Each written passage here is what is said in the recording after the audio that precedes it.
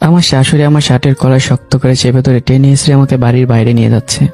আর ঠিক সেই মুহূর্তে পেছন থেকে একের পর এক লাথি, থাপ্পড় আর ঘুষি মারছিল আমার স্ত্রী নেহা, আমার শালিকা ঐশী এবং আমার শ্যালক। শরীরে লাগা প্রতিটি আঘাতের চেয়েও হাজার গুণ বেশি ব্যথা দিচ্ছিল বুকের ভেতরের ক্ষতগুলো। শরীরের রক্তাক্ত জখম হয়তো একদিন শুকিয়ে যাবে, কিন্তু বিশ্বাস ভাঙার ক্ষত, সেটা কি কখনো শুকায়? আমাকে টেনে হিসড়ে উঠোনে নিয়ে এসে আমার শাশুড়ি চিৎকার করে উঠল, বাঁচাও, সবাই বের হয়ে এসো। এই নোংরা লোকটা আমার ওই ছোট্ট মেয়ে সর্বনাশ করতে গিয়েছিল, জোর করে ওর গায়ে হাত দিয়েছে। তার চিৎকারে মুহূর্তের মধ্যে আশেপাশে প্রতিবেশীরা ছুটে এলো। কেউ কিছু যাচাই করার প্রয়োজন মনে করলো না। ঠিক তখন আমার শালিকা ঐশী সবার সামনে কান্নায় ভেঙে পড়ল। এমন অভিনয় করছিল যেন পৃথিবীর সবচেয়ে বড় অন্যায় তার সঙ্গে হয়েছে। তার সেই কৃত্রিম কান্নাই যেন আমার বিরুদ্ধে সবচেয়ে বড় সাক্ষী হয়ে দাঁড়ালো। এতক্ষণ পর্যন্ত শুধু আমার শাশুড়ি, স্ত্রী, শালিকা আর শ্যালক আমাকে মারছিল, কিন্তু কয়েক মুহূর্তের মধ্যেই সে মার ধরে যোগ দিল প্রতিবেশীরাও। মনে হচ্ছিল আমি কোনো মানুষ নই, ভয়ঙ্কর কোনো অপরাধী বা চোর, যাকে জনতার হাতে তুলে দেওয়া হয়েছে। একজন খুশি মারছে, আরেকজন লাথি, কেউ চুল টানছে, কেউ গালাগাল করছে। কয়েক মিনিটের মধ্যে আমার মুখ ফেটে রক্ত ঝরতে শুরু করলো। ঠোঁট ছিঁড়ে গেল, কপাল পেটে রক্তে ভিজে উঠল জামা। হঠাৎই এক তীব্র লাঠি এসে পড়ল আমার বুকে, যা সইতে না পেরে শেষ পর্যন্ত আমি রক্তাক্ত অবস্থায় মেঝেতে লুটিয়ে পড়লাম। আমার অপরাধ শুধু এতটুকুই, আমার শাশুড়ি যে অপমান, কটু কথা আর অবহেলা করত, আজ প্রথমবার তার প্রতিবাদ করেছিলাম। কিন্তু আমার স্ত্রী, যে মেয়েটা একদিন আমার হাত ধরে বলেছিল তোমাকে ছাড়া বাঁচবো না, আর সে মেয়েটি নিজের মায়ের পাশে দাঁড়িয়ে আমাকে অপরাধী বানিয়ে দিল। আমার মাথায় শুধু একটা প্রশ্নই ঘুরছিল, নেহা কেন, কেন সে এমন করছে? এই কি সেই নেহা যে আমাকে পাওয়ার জন্য নিজের পরিবারের বিরুদ্ধে দাঁড়িয়েছিল, যে আমাকে হারানোর ভয়ে নিজের জীবন পর্যন্ত শেষ করে দেওয়ার চেষ্টা করেছিল? তাহলে 2 মাস এমন কি হলো আমার সাথে ঝগড়া করে, রাগ করে তার বাবার বাড়িতে এসেছে নেহা? এই 2 মাসে এমন কি হয়ে গেল? আমি জানতাম আমার শাশুড়ি প্রতিনিয়ত নেহার কানে বিষ ঢালত। নেহা সুন্দরী, এখন এক সন্তানের মা হয়েও সে অত্যন্ত আকর্ষণীয়। আমার শাশুড়ির বিশ্বাস ছিল চাইলে আরো ধনী, আরো উচ্চবিত্ত কোনো পরিবারে তার মেয়ের বিয়ে দিতে পারবে।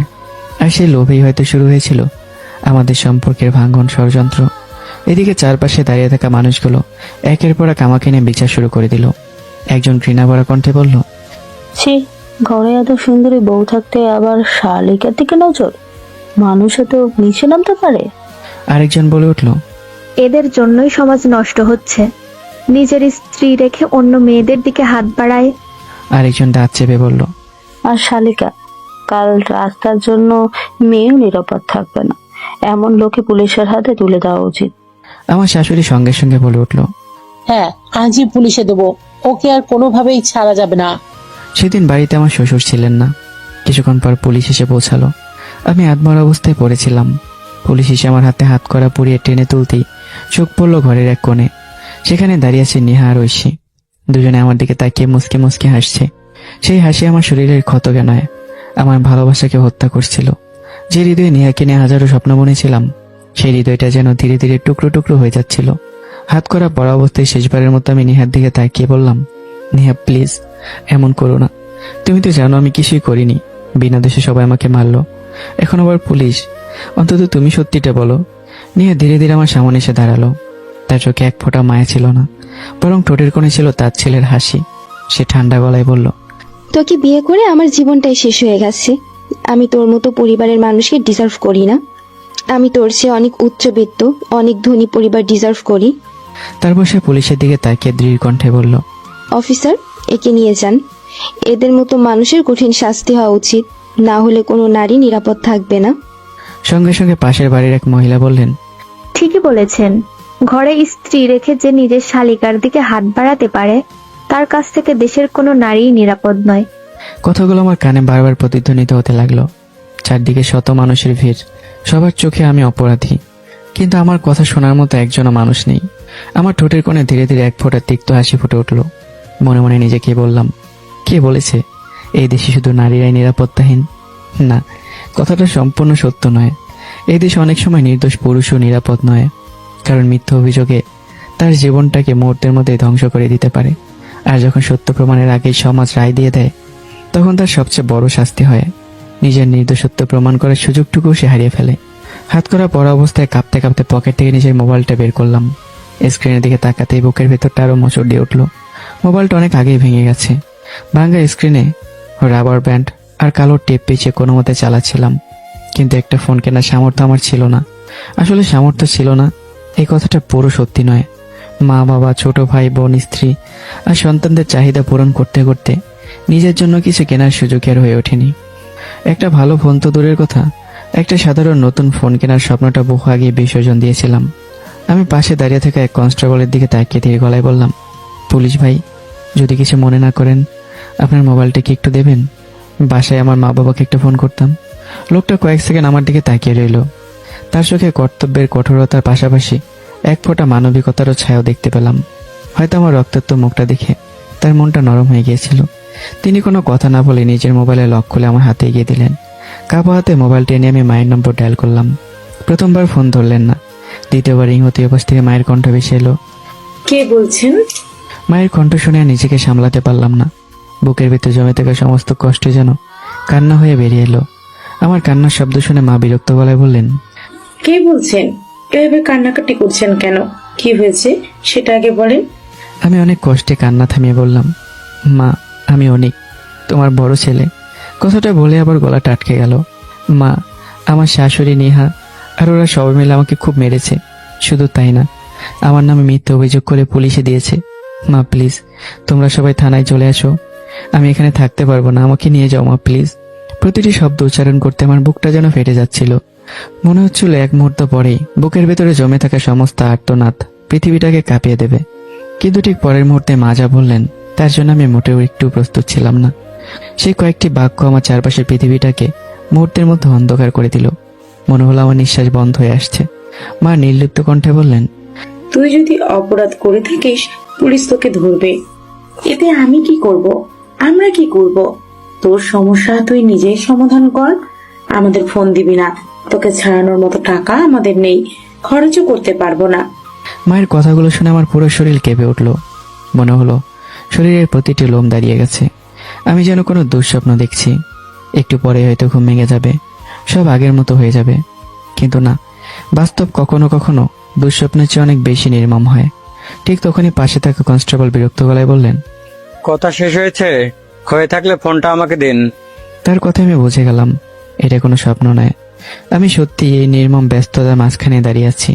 আমি আবার বললাম, মা, তুমি এসব কি বলছো?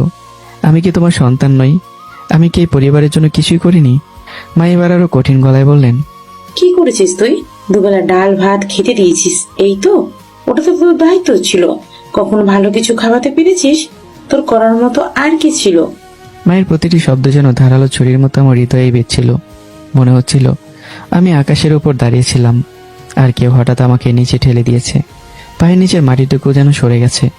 মা আবার বললেন, পুলিশ ধরেছে, সমস্যা তো, কিভাবে বের হবি সেটাও তোর ব্যাপার। এ নিয়ে আমাদের আর কোনো ফোন দিবি না। কথা শেষ করে তিনি ফোন কেটে দিলেন। কানে তখনও ভেসে আসছিল সেই শব্দগুলো। আমার বুকটা ভারী হয়ে উঠল, নিঃশ্বাস নিতেও কষ্ট হচ্ছিল।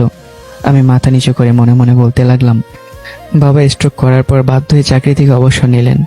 সেই দিন থেকে আমি নিজের পড়াশোনা মাঝপথে ছেড়ে দিয়েছিলাম। একটা ছোট্ট চাকরি নিয়েছিলাম, শুধু যেন সংসারের চোলাটা চলতে থাকে। অবিশেষে ওভারটাইম করেছি যেন সংসারে টাকার অভাব না হয়। কখনো নিজের জন্য কাপড় চোপড় কিনিনি, ভালো একজোড়া জুতো কিনিনি। একটা ভালো মোবাইল ফোন কেনার ইচ্ছেতেও বুকের ভেতরে মেরে ফেলেছিলাম। শুধু ভেবেছিলাম আমার পরিবার ভালো থাকুক, আর সেই পরিবারের সবচেয়ে আপন মানুষ আমার মা আমাকে এক মুহূর্তে পর করে দিলেন। চোখের সামনে বেশি উঠল গত 2 বছরের অসংখ্য স্মৃতি।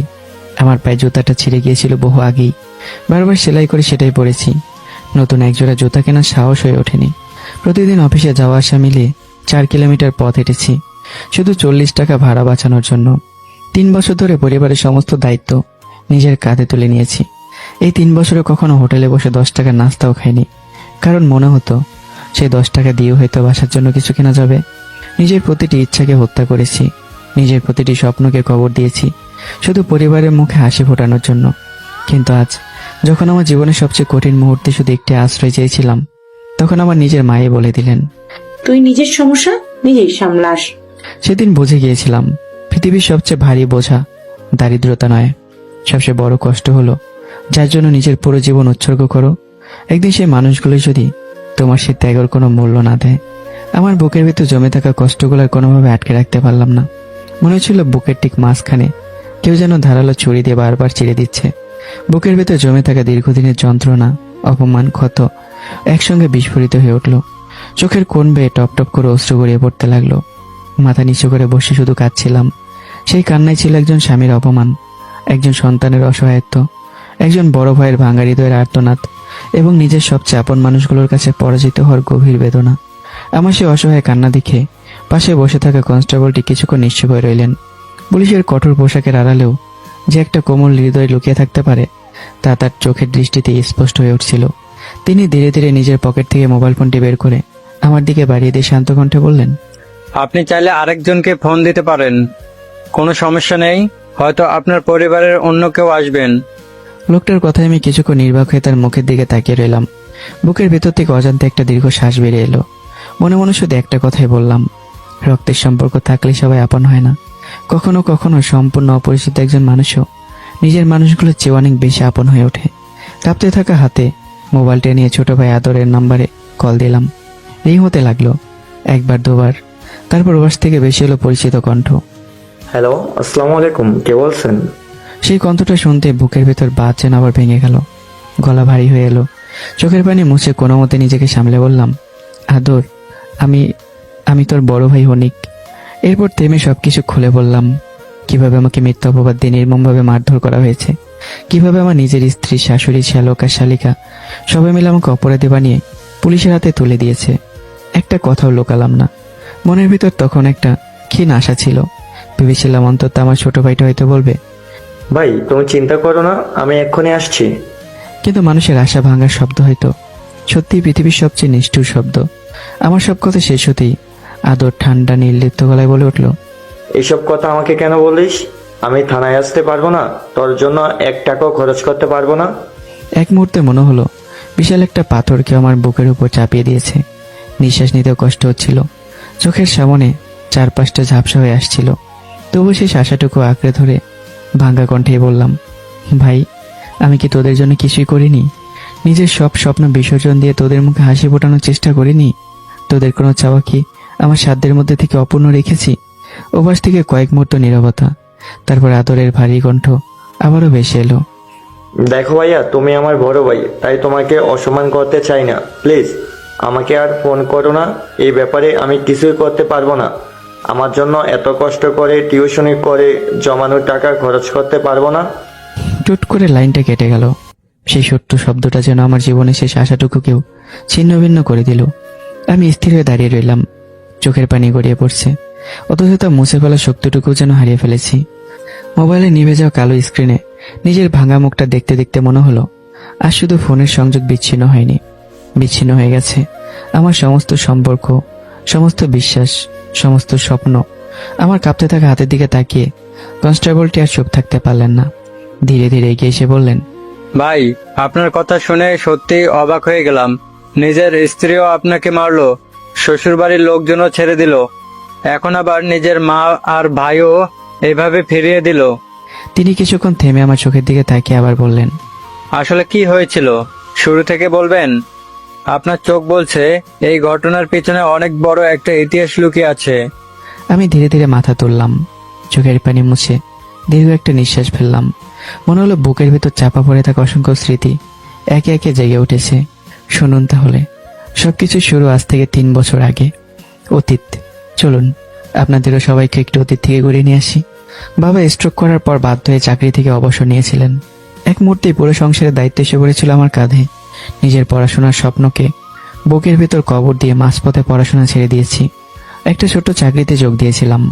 সকাল থেকে রাত পর্যন্ত ওভারটাইম করতাম, কারণ বাড়িতে মা, বাবা, ছোট ভাই, ছোট বোন সবার চোখে তখন একটাই ভরসা ছিল, আমি। সেদিন অফিসের কাজে ব্যস্ত ছিলাম। হঠাৎ পকেটের ভেতর মোবাইলটা কেঁপে উঠল। নেহা কলিং। ফোন রিসিভ করতে ওপাশ থেকে কাঁপা কণ্ঠ ভেসে এলো, অনেক প্লিজ এখনই কর্ণফুলী ব্রিজে আসো, খুব জরুরি, দেরি করো না। তার কণ্ঠের উৎকণ্ঠা আমাকে এক মুহূর্ত ভাবার সুযোগ দিল না। অফিস থেকে 1 ঘন্টা ছুটি নিয়ে দ্রুত কর্ণফুলী ব্রিজের দিকে ছুটে গেলাম। ব্রিজের উপর দাঁড়িয়ে ছিল নেহা, চোখ দুটো কান্নায় ভিজে লাল হয়ে গেছে। আমাকে দেখে সে দ্রুত এগিয়ে এলো, কাঁপা কণ্ঠে বলল, অনি, মা আমার বিয়ের জন্য ছেলে দেখা শুরু করেছে। তুমি তো জানো উনি শুধু বড়লোক জামাই চান, তোমাকে কোনো দিন মেনে নেবেন না। শুধু তোমার মা কেন, আমার মাও তো তোমাকে পছন্দ করেন না। উনি আমার জন্য ধনী পরিবারের মেয়ে খুঁজছেন। আমাদের ভাগ্যটাই হয়তো এমন। আমার কথা শেষ হতেই নিহা দুহাত দিয়ে আমার হাত শক্ত করে চেপে ধরলো। তার চোখ বেয়ে অশ্রু গড়িয়ে পড়ছে। সে ভাঙা গলায় বলল, অনিক, আমি আর তোমাকে হারাতে চাই না। যদি আজ আমরা কোনো সিদ্ধান্ত না নিই তাহলে হয়তো সারা জীবনের জন্য আমাদের আলাদা হয়ে যেতে হবে। আমি তোমার সঙ্গে আমার পুরো জীবনটা কাটাতে চাই, সুখে দুঃখে অভাবে অনটনে সব সময়। আমি নিঃশব্দের চোখের দিকে তাকিয়ে রইলাম। নিহা, আমার মাসিক বেতন মাত্র 30,000 টাকা, তাও সারাদিন 5 থেকে 6 ঘন্টা এক্সট্রা ওভারটাইম করার পরে পাই। এই টাকায় কোনো রকমের সংসার চলে। তোমাকে আমি কিভাবে সুখে রাখবো? নিহা মৃদু হাসলো। সেই হাসির আড়ালেও ছিল অসীম ভালোবাসা। সে আমার হাত দুটো নিজের বুকে চেপে ধরে বলল, আমার সুখ বড় বাড়ি, দামি গাড়ি কিংবা বিলাসী জীবন নয় অনেক। আমার সুখ তুমি। তুমি বছরে একটা কাপড় কিনে দিলেও আমি খুশি থাকবো। তুমি যা খাবে আমিও তাই খাবো। তোমার পাশে থাকতে পারলেই আমার কাছে পৃথিবীর সব সুখ পূর্ণ হয়ে যাবে। নিহার কথাগুলো সেদিন আমার হৃদয়ের গভীরতম জায়গায় গিয়ে স্পর্শ করেছিল। আমি বুঝতেই পারিনি সময়ের স্রোত একদিন সেই একই মানুষটাকে এতটা বদলে দেবে। যে মেয়েটা একদিন বলেছিল, তুমি যা খাবে আমিও তাই খাবো। তখন আমি নিহার মুখটা দুহাতে চেপে ধরে তার চোখে চোখ রেখে বলি, নিহা, তুমি বোঝার চেষ্টা করো। তুমি আমার চেয়ে বেটার, 1000 গুণ বেটার পরিবার ডিজার্ভ করো। তুমি তুমি তোমার মায়ের পছন্দকে বিয়ে করে নাও। আমার কথা শুনে নেহা চোখ মুখ লাল করে বলে ওঠে, হয় তুমি আজকে আমায় বিয়ে করবে, না হয় ব্রিজ থেকে ঝাঁপ দিয়ে আজকে নিজেকে শেষ করে দিব। নেহার কথাগুলো শুনে শরীর কেঁপে উঠেছিল, ভয়ে চোখ মুখ লাল হয়ে উঠেছিল। নেহা অশ্রুসিক্ত চোখে আমার দুহাতে শক্ত করে চেপে ধরলো। কাঁপতে থাকা ঠোঁটে ফুটে উঠলো এক টুকরো মলিন হাসি। অনেক, আমি তোমার কাছে দামি শাড়ি চাই না, দামি গহনা চাই না, বিলাসী জীবনও চাই না। তুমি যা দিতে পারবে তাই আমার কাছে অনেক। তুমি যা খাবে না হয় সেখান থেকে একটু ভাগ আমাকে দিও। তোমার পাশে থাকতে পারলেই আমার কাছে পৃথিবীর সব সুখ ধরা দেবে। নেহার প্রতিটি শব্দই যেন আমার হৃদয়ের গভীরতম কণিকে নীরবে আঘাত করছিল। এতদিনের ক্লান্তি, দায়িত্ব আর ভবিষ্যতের অনিশ্চয়তার মাঝেও সেই কথাগুলো আমাকে নতুন করে বাঁচার স্বপ্ন দেখিয়েছিল। অজান্তে আমার চোখের কোণে জল জমে উঠল। মনে মনে বিশ্বাস করেছিলাম এই মেয়েটা হয়তো সারা জীবন আমার দুঃখ সুখের সঙ্গী হয়ে থাকবে। সেদিন আর অফিসে ফেরা হয়নি। কয়েকজন ঘনিষ্ঠ বন্ধুকে সঙ্গে নিয়ে খুব সাধারণ আয়োজনে আমাদের বিয়ে সম্পন্ন হয়। ইসলামী নিয়ম অনুযায়ী 10 লক্ষ টাকা দেনমোহর নির্ধারণ করে আমি নিজের জীবনের সবচেয়ে গুরুত্বপূর্ণ সিদ্ধান্তটি নিয়ে ফেলেছিলাম। বিয়ের আনুষ্ঠানিকতা শেষ হতেই সন্ধ্যার আলো ধীরে ধীরে রাতের অন্ধকারে হারিয়ে যেতে লাগলো। আমি নিহাকে সঙ্গে নিয়ে নিজের বাড়ির সামনে এসে দাঁড়ালাম। দরজার সামনে দাঁড়িয়েই দুজনের বুকি যেন ধুকপুক করে কাঁপছিল। বিশেষ করে নিহার মনে তখন হাজারো ভয়। আজ এই বাড়ি থেকে তাকে আপন করে নেবে নাকি শুরু হবে নতুন কোন এক সংগ্রাম। সেই অনিশ্চয়তাই তার হাত পা ঠান্ডা হয়ে আসছিল। আমি সাহস সঞ্চয় করে দরজায় নক করলাম। কিছুক্ষণ পর দরজা খুলে গেল। আমি দরজা খুলতে আমার মা রাবেয়া বেগমের চোখ পড়ল নিহার উপর। পরের মুহূর্তেই তিনি বজ্রপাতের মতো গর্জে উঠলেন, তুই এত রাতে এই মেয়েকে নিয়ে এসেছিস? এই মুহূর্তে বল, যেন এই মেয়েটা এখান থেকে চলে যায়, না হলে আমার চেয়ে খারাপ কেউ হবে না। মা আগে থেকে জানতেন আমার আর নিহার সম্পর্ক রয়েছে, আর সেই কারণেই তিনি আমার জন্য ধনী পরিবারের মেয়ে খুঁজছিলেন। তার স্বপ্ন ছিল বড়লোক ঘরের বউ এলে হয়তো সংসারের ভাগ্যটা বদলে যাবে। মায়ের এমন চিৎকারে আমি আর নিহা দুজনে ভয়ে এক কদম পিছিয়ে গেলাম। শরীর কেঁপে উঠল, কিন্তু এবার আর পিছিয়ে যাওয়ার মানুষ আমি নই। মা, আমি একটু আগে নিহাকে বিয়ে করেছি। যদি এই বাড়ি ছেড়ে যেতেই হয় তাহলে আমরা দুজনে একসঙ্গে চলে যাব, আর যদি এই বাড়িতে থাকি তাহলে আমরা একসঙ্গেই থাকবো। নিহাকে ছাড়া আমি কোথাও থাকবো না। আমার মুখে এই কথাগুলো শুনে মা যেন আকাশ থেকে পড়লেন। তার চোখ বিস্ময়ে বড় হয়ে গেল। তারপর হঠাৎই বুক চাপড়ে কান্না জুড়ে দিলেন। হায় আল্লাহ, আমার সব শেষ হয়ে গেল। এই ফকির মেয়েটা শেষ পর্যন্ত আমার ছেলের গলায় ঝুলেই পড়লো। ঠিক তখনই ঘর থেকে ধীরে ধীরে বেরিয়ে এলেন আমার বাবা শামসুল আলম। পরিস্থিতি একবার চোখ বুলে শান্ত গলায় বললেন, রাবেয়া, আর নাটক করো না। ছেলে যেহেতু বিয়ে করে ফেলেছে, বউকে ঘরে নিয়ে আসো, পরে তোমার সঙ্গে আমি কথা বলবো। স্বামীর কথায় সামনের কিছু বলতে পারলেন না মা। প্রবল অনিচ্ছা সত্ত্বেও তিনি নিহাকে বাড়ির বউ হিসেবে ঘরে তুলে নিলেন। সবাই নিজ নিজ ঘরে চলে গেলে বাবা ধীরে ধীরে মার পাশে এসে বসলেন। শান্ত কণ্ঠে বললেন, রাবেয়া, আমি যদি আজ ওদের ঘরে ঢুকতে না দিতাম তাহলে অনেক বউকে নিয়ে আলাদা হয়ে চলে যেত। তখন এই সংসার চলতো কি দিয়ে? আমার পেনশনের টাকাগুলো তো তুমি ভবিষ্যতের জন্য ব্যাংকে জমি রেখেছো। সংসারের প্রতিদিনের খরচ তো অনেকেই চালায়। ও চলে গেলে একদিনও আমাদের সংসার ঠিক মতো চলতো না।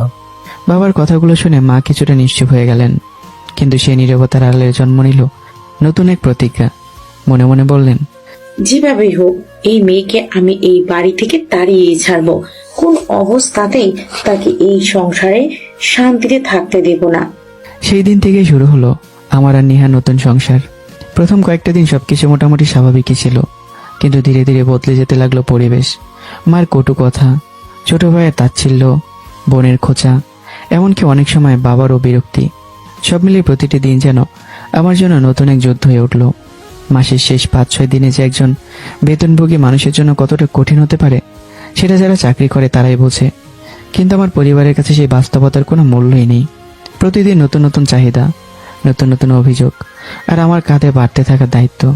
সময়ের সঙ্গে আমাদের কোল জুড়ে এলো ফুটফুট এক কন্যা সন্তান, রিয়া। রিয়ার ছোট্ট মুখটা দেখলে আমার সমস্ত ক্লান্তি যেন মুহূর্তের মধ্যে দূর হয়ে যেত।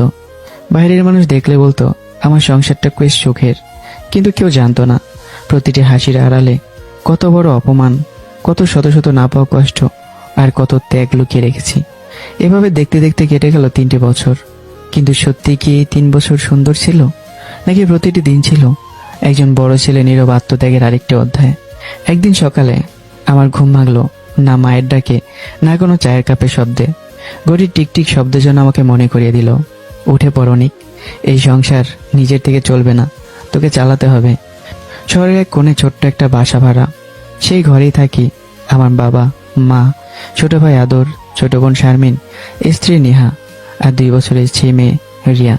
ঘরের সবাই তখনও ঘুমিয়ে, শুধু আমি জেগে উঠেছি। আমার চোখে ঘুম নেই, মাথায় শুধু হিসাব, গ্যাস বিল, বাজার, বিদ্যুৎ বিল, অফিসের কাজ, আর সংসারের অসংখ্য দায়িত্ব। আমি একটা প্রাইভেট প্রতিষ্ঠানে জুনিয়র পদে চাকরি করি। মূল বেতন 18,000 টাকা, ওভারটাইম মিলিয়ে কোনোভাবে 30,000-এ পৌঁছায়। তাও আর মাস শেষে সময় মতো বেতনও পাওয়া যায় না। অফিসে সিনিয়রদের অবহেলা, অপমান, আর বাড়িতে ফিরলেই পরিবারের একটাই প্রশ্ন, তুই কবে বড় মানুষ হবি? তোকে দিয়ে কিছুই হবে না। পাশের বাড়ির জামালের ছেড়ে দেখ, কত আগেই গাড়ি কিনে ফেলেছে। আমি সব শুনেই চুপ থাকি, কারণ আমি জানি প্রতিবাদ করলে ঝগড়া বাড়বে, সংসার ভাঙবে। একাই পুরো সংসারের দায়িত্ব কাঁধে তুলে নিয়েছি। বাবার ডায়াবেটিসের ইনসুলিন, মায়ের মাসিক প্রেশারের ওষুধ, বোনের কোচিং ফি, ভাইয়ের কলেজের খরচ, স্ত্রীর প্রয়োজন, মেয়ের দুধ, ডায়পার, সবকিছু মেটাতে গিয়ে নিজের জন্য কিছু অবশিষ্ট থাকে না। নিজের দুপুরে মাত্র 30 টাকার ডাল ভাত খেয়ে অফিসে কাজ করি। গরমে প্রচন্ড রোদে 4 কিলোমিটার পথ হেঁটে যাই, শুধু প্রতিদিন 40 টাকা ভাড়া বাঁচানোর জন্য। কিন্তু এত কিছুর পরেও স্ত্রীর চোখে আমি আদর্শ স্বামী নই। একদিন রিয়া অসুস্থ হয়ে পড়লে আমি অফিসে ছুটি চাইতে যাই। বস বিরক্ত মুখে বলে উঠলেন, মিস্টার অনিক, যদি সংসারের টেনশন সামলাতে না পারেন তাহলে চাকরি ছেড়ে বাড়িতে বসে থাকুন। আমি কোনো উত্তর দেইনি, চুপচাপ মাথা নিচু করে দাঁড়িয়েছিলাম। সন্ধ্যায় বাড়ি ফিরে দেখলাম রিয়ার জ্বর কিছুটা কমেছে, কিন্তু শান্তি পাওয়ার আগে নিহার কণ্ঠ ভেসে এলো, তোমার মতো মানুষ কিভাবে বাবা হয়েছে বুঝি না। নিজের মেয়ের জন্য একটা ভালো ওষুধও আনতে পারলে না। সত্যি আমার নিজের কপালের জন্যই কষ্ট হয়। প্রতিদিন এমন কটু কথা, অপমান আর অবহেলা শুনতে শুনতেই আমার বুকের ভেতরটা ধীরে ধীরে শূন্য হয়ে যাচ্ছিল। অনেক সময় আমার মনে হতো সবকিছু ছেড়ে দূরে কোথাও চলে যাই, এমন এক জায়গায় যেখানে থাকবে না কোনো অভিযোগ, থাকবে না কোনো দায়িত্ব, থাকবে না প্রতিদিনের অপমান আর নিঃশব্দে ভেঙে পড়ে যন্ত্রণা। কিন্তু পরের মুহূর্তেই ছোট্ট রিয়ার নিষ্পাপ মুখটা চোখের সামনে বেশি উঠত, আর সেই মুখটাই আবার আমাকে নতুন করে বাঁচার শক্তি দিত। আমার চোখের কোণে নীরবে জল জমে উঠল, বুকের ভেতরটা যেন হাহাকার করে উঠল। আমি ভেজা চোখে নিহার দিকে তাকিয়ে কষ্টে হাসার চেষ্টা করলাম। নিহা, এখানে বাবা মার সঙ্গে টাকার কি সম্পর্ক? রিয়া আমার মেয়ে, আমার কলিজার টুকরা। পুরো পৃথিবী যদি এক পাশে থাকে আর আমার মেয়ে অন্য পাশে থাকে, তবু আমি আমার মেয়েকে বেছে নেব। ওর জন্য আমি নিজের জীবনটাও দিয়ে দিতে পারি। আমার কথাগুলো যেন নিহার হৃদয় একটু স্পর্শ করলো না, বরং তার মুখ আরো কঠিন হয়ে উঠল। বিরক্ত মুখে কণ্ঠে সে বলে উঠল, তোমাকে বিয়ে করে আমার জীবনটা নষ্ট হয়ে গেছে। না ভালো জামা কাপড়, না কোথাও ঘুরতে যাওয়া, না কোনো সুখ, সারাদিন শুধু অভাব আর কষ্ট। আমারও তো ইচ্ছে করে স্বামীর হাত ধরে কোথাও ঘুরতে যাই, একটা সুন্দর শাড়ি কিনি, মানুষের মতো একটু বাঁচি। বলো তো, বিয়ের পর আমাকে তুমি কি দিয়েছো? নিহার প্রতিটি শব্দ ছুরির ফলার মতো আমার হৃদয়ে গিয়ে বিঁধছিল। আমি এর কোনো উত্তর দিতে পারলাম না। নীরবে ছোট্ট রিয়াকে কোলে তুলে নিলাম, নিজের বুকের সঙ্গে শক্ত করে জড়িয়ে ধরে তার কানে কানে বললাম, মা, তুমি বড় হয়ে কোনোদিন বাবাকে ভুল বোঝো না। তোমার এই বাবা হয়তো আজ কিছুই দিতে পারছে না, কিন্তু বিশ্বাস করো, একদিন সব পারবে, হয়তো আজ নয় কাল। কথাগুলো বলতে বলতেই আমার কণ্ঠ ভেঙে গেল, চোখের পানি গড়িয়ে পড়ল রিয়ার ছোট্ট কপালে। আমি কখনো বেশি পরিশ্রম করতে আফসোস হতাম না। দিনের পর দিন না খেয়ে, নিজের স্বপ্ন বিসর্জন দিয়ে, পুরনো জামা পরে, ছেঁড়া জুতোয় সেলাই করে যদি সংসারটা বাঁচানো যেত, তবুও আমার কোনো অভিযোগ থাকতো না। শুধু যদি পরিবার থেকে একটু সম্মান, একটু ভালোবাসা আর দুটো ভরসার কথা পেতাম। মনে মনে একটা দীর্ঘ শ্বাস ফেলে বললাম, আমরা ঘরের বড় ছেলেরা আসলে মানুষ নই, যেন সংসারের বোঝা, সংসারের কামলা। সারা জীবন পরিবারের হাসির জন্য নিজের সব স্বপ্ন, সব ইচ্ছে, সব চাওয়া বিসর্জন দিয়ে যাই, অথচ বিনিময়ে শুধু পাই অপমান, অবহেলা, তুচ্ছ তাচ্ছিল্য আর কটু কথা। কথায় আছে, মানুষের সময় যখন খারাপ যায়, তখন চারপাশের সব দরজা একসঙ্গে বন্ধ হয়ে যায়। যেখানে বাঘের ভয়ে, সেখানে রাত নেমে আসে। ঠিক তেমনই একদিন অফিসে বস আমাকে নিজের কেবিনে ডেকে পাঠালেন। আমি ভেবেছিলাম হয়তো নতুন কোনো দায়িত্ব দেওয়া হবে, কিন্তু বসের প্রথম কথাতেই আমার পায়ের নিচে মাটি সরে গেল। বস গম্ভীর কণ্ঠে বললেন, অনেক কোম্পানি বড় ধরনের লোকসানের মধ্যে যাচ্ছে, তাই বাধ্য হয়ে কিছু স্টাফ ছাঁটাই করতে হচ্ছে। খুব দুঃখের সঙ্গে বলছি, এই তালিকায় তোমার নামও রয়েছে। এটা হেড অফিসের সিদ্ধান্ত, তাই আগামীকাল থেকে তোমাকে আর অফিসে আসতে হবে না। কথাগুলো শুনেই আমার চোখের সামনে যেন মুহূর্তে অন্ধকার নেমে এলো। স্যার প্লিজ, আমার পুরো পরিবার আমার আয়ের উপর নির্ভরশীল, আমাকে আরেকটা সুযোগ দিন, আমি আরো বেশি পরিশ্রম করব। কিন্তু বস আমার কোনো কথাই শুনলো না। নির্লিপ্তভাবে দরজার দিকে ইশারা করে বললেন, আই অ্যাম সরি অনিক, আমার কিছু করার নাই। পরের মুহূর্তেই নিরাপত্তা রক্ষী এসে আমাকে অফিসের বাইরে পৌঁছে দিল। অফিস ভবনের সামনে দাঁড়িয়ে আমি অনেকক্ষণ নিশ্চুপ ছিলাম। মনে হচ্ছিল শুধু চাকরিটাই নয়, আমার পুরো পৃথিবীটাই যেন আজ ভেঙে পড়েছে। নিজে মনে মনে ফিসফিস করে বললাম, শেষ পর্যন্ত চাকরিটাও হারিয়ে ফেললাম, সব শেষ হয়ে গেল। আজ থেকে আমি বেকার। বাড়ি পা ফেলে বাড়িতে ফিরলাম। মনে মনে ভাবছিলাম, অন্তত আজ হয়তো পরিবার আমাকে একটু সাহস দেবে। মা বলবেন, চিন্তা করিস না বাবা, আল্লাহর একটা ব্যবস্থা করে দেবেন। কিন্তু বাস্তবতা ছিল আরো নির্মম। সব শুনে মা বিরক্ত গলায় বললেন, তোর আবার চাকরি চলে গেল, এখন সংসার কিভাবে চলবে? এতগুলো মানুষের খরচ কে দেবে? আমি কিছু বলার আগেই বাবা বলে উঠলেন, আমরা কি তাহলে তোর বোঝা হয়ে বেঁচে আছি? এই বয়সে এসে আমাদের না খাইয়ে মারবি? এরপর ছোট ভাই আদর ঠোঁট বাঁকিয়ে বলল, মা, আমার তো মনে হয় ভাইয়া ইচ্ছে করে চাকরি ছেড়ে যাওয়ার গল্প বানাচ্ছে, আমাদের দায়িত্ব এড়ানোর জন্য এইসব নাটক করছে। প্রতিটি কথাই আমার বুকের ভেতর বিদ্যুতের মতো আঘাত করছিল। এতক্ষণে ঘরের দরজায় দাঁড়িয়ে সবকিছু শুনছিল নিহা। আমি রুমে ঢুকতেই নিহা কর্কশ গলায় বলে উঠল, বেকার স্বামী দিয়ে সংসার চলে না, যে কাজে পাও সেটা করতে হবে। জীবনে কি এমন পাপ করেছিলাম জানি না, তোমার মতো একজন অকর্মা মানুষের সাথে আমার বিয়ে হয়েছে। বিয়ের পর থেকে একটা ভালো শাড়ি পর্যন্ত কিনে দিতে পারোনি, কোথাও ঘুরতে নিয়ে যেতে পারোনি। নিহা, বিয়ের আগে তো আমি তোমাকে সব বলেছিলাম আমার এই আয়ে নিজের পরিবার নিয়ে ঠিক মতো চলতে কষ্ট হয়। তখন তুমি তো বলেছিলে, বছরে একটা কাপড় পেলেই হবে, আমি যা খাবো তার থেকে একটু ভাগ নিলেই তুমি সুখে থাকবে। আর সেই কথাগুলো কি একবারও তোমার মনে পড়ে না? নিহা কোনো উত্তর দিল না, মুখ ফিরিয়ে নিল। এরপর থেকে প্রতিটি দিনই আমার জন্য নতুন অপমান নিয়ে আসতে লাগলো। ছোট ভাই সুযোগ পেলে কটু কথা শোনাতো। বাড়ির প্রতিটি মানুষ যেন আমাকে বোঝা মনে করতে শুরু করলো। লজ্জায়, অপমানে, অসহায়ত্বে আমি ধীরে ধীরে নিজেকে সবার কাছ থেকে গুটিয়ে নিলাম। বন্ধুদের সঙ্গে যোগাযোগও বন্ধ হয়ে গেল। আত্মীয় স্বজনও আর আমার ফোন ধরতেই চাইতো না। কিন্তু সামান্য অপেক্ষা করছিল আরো বড় নির্মমতা। একদিন আদরে টিউশনের টাকা আর বাবার পেনশনের কিছু টাকা দিয়ে বাজার করা হলো। বাড়িতে ভালো রান্না হলো। বাবা, মা, ভাই, বোন সবাই একসঙ্গে বসে খেয়ে নিল। কিন্তু আমাকে একটা বড় ডাকলো না নিহাকেও। এমনকি ছোট্ট রিয়ার জন্য আলাদা করে এক মুঠো খাবার তুলে রাখা হলো না। অথচ আগের রাত থেকেই আমি, নিহা আর রিয়া প্রায় না খেয়েছিলাম।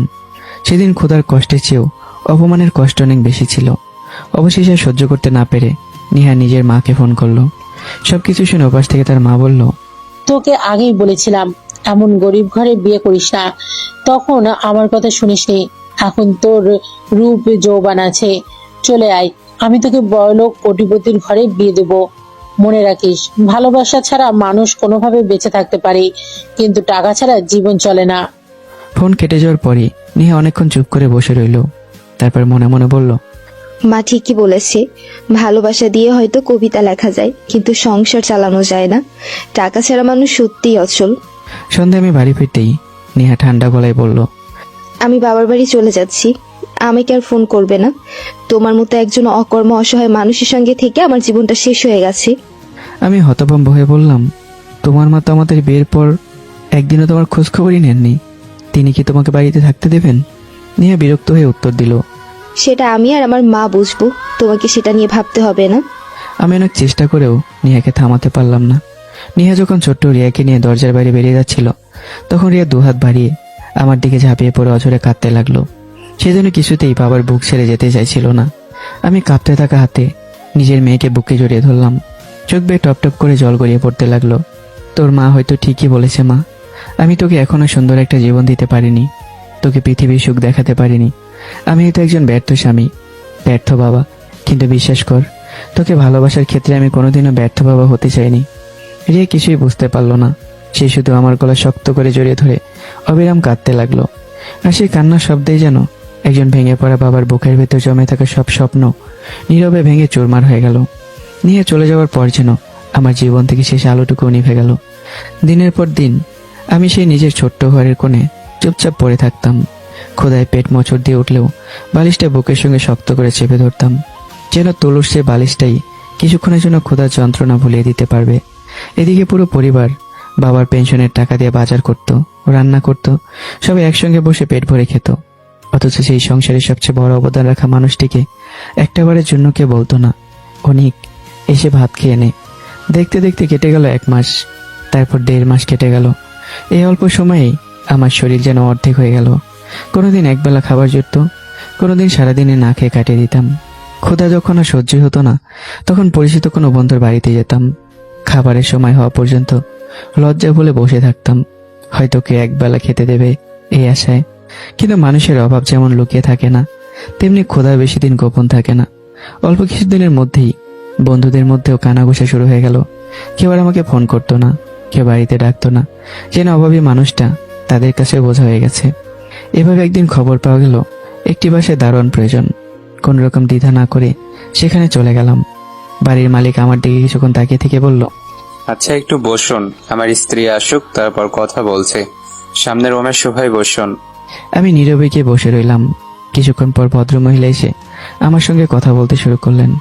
পড়াশোনা, পরিবার, আগের চাকরি সবকিছু জানতে চাইলেন। আমি মাথা নিচু করে সত্যিটাই বললাম। সংসারের দায়িত্ব কাঁধে তুলে নেওয়ার কারণে অনার্স শেষ করতে পারিনি।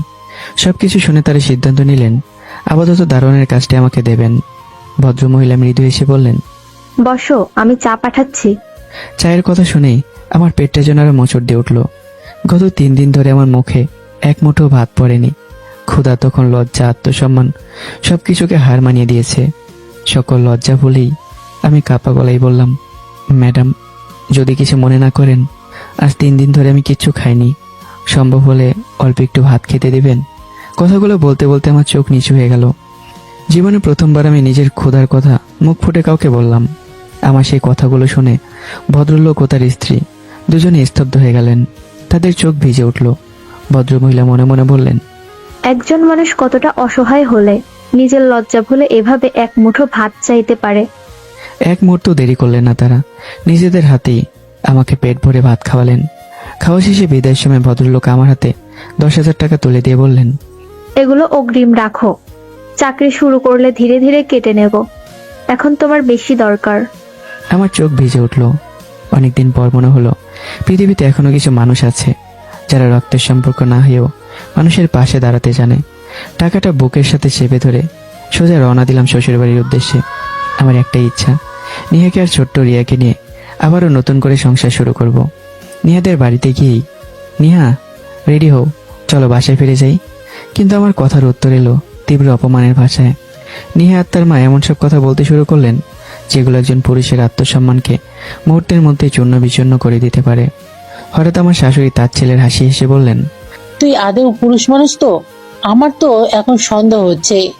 কথাটা বিদ্যুতের মতো আঘাত করলো আমার বুকে। আমার চোখ লাল হয়ে উঠল, সারা শরীর রাগে কাঁপতে লাগলো। কিন্তু পরক্ষণে নিজেকে সামলে নিয়ে বললাম, তাহলে নিহার কলেজে সন্তান, সে কি অবৈধ? আপনার মেয়ের গর্ভে যে বাচ্চা এসেছে, সেও কি অবৈধভাবে এসেছে?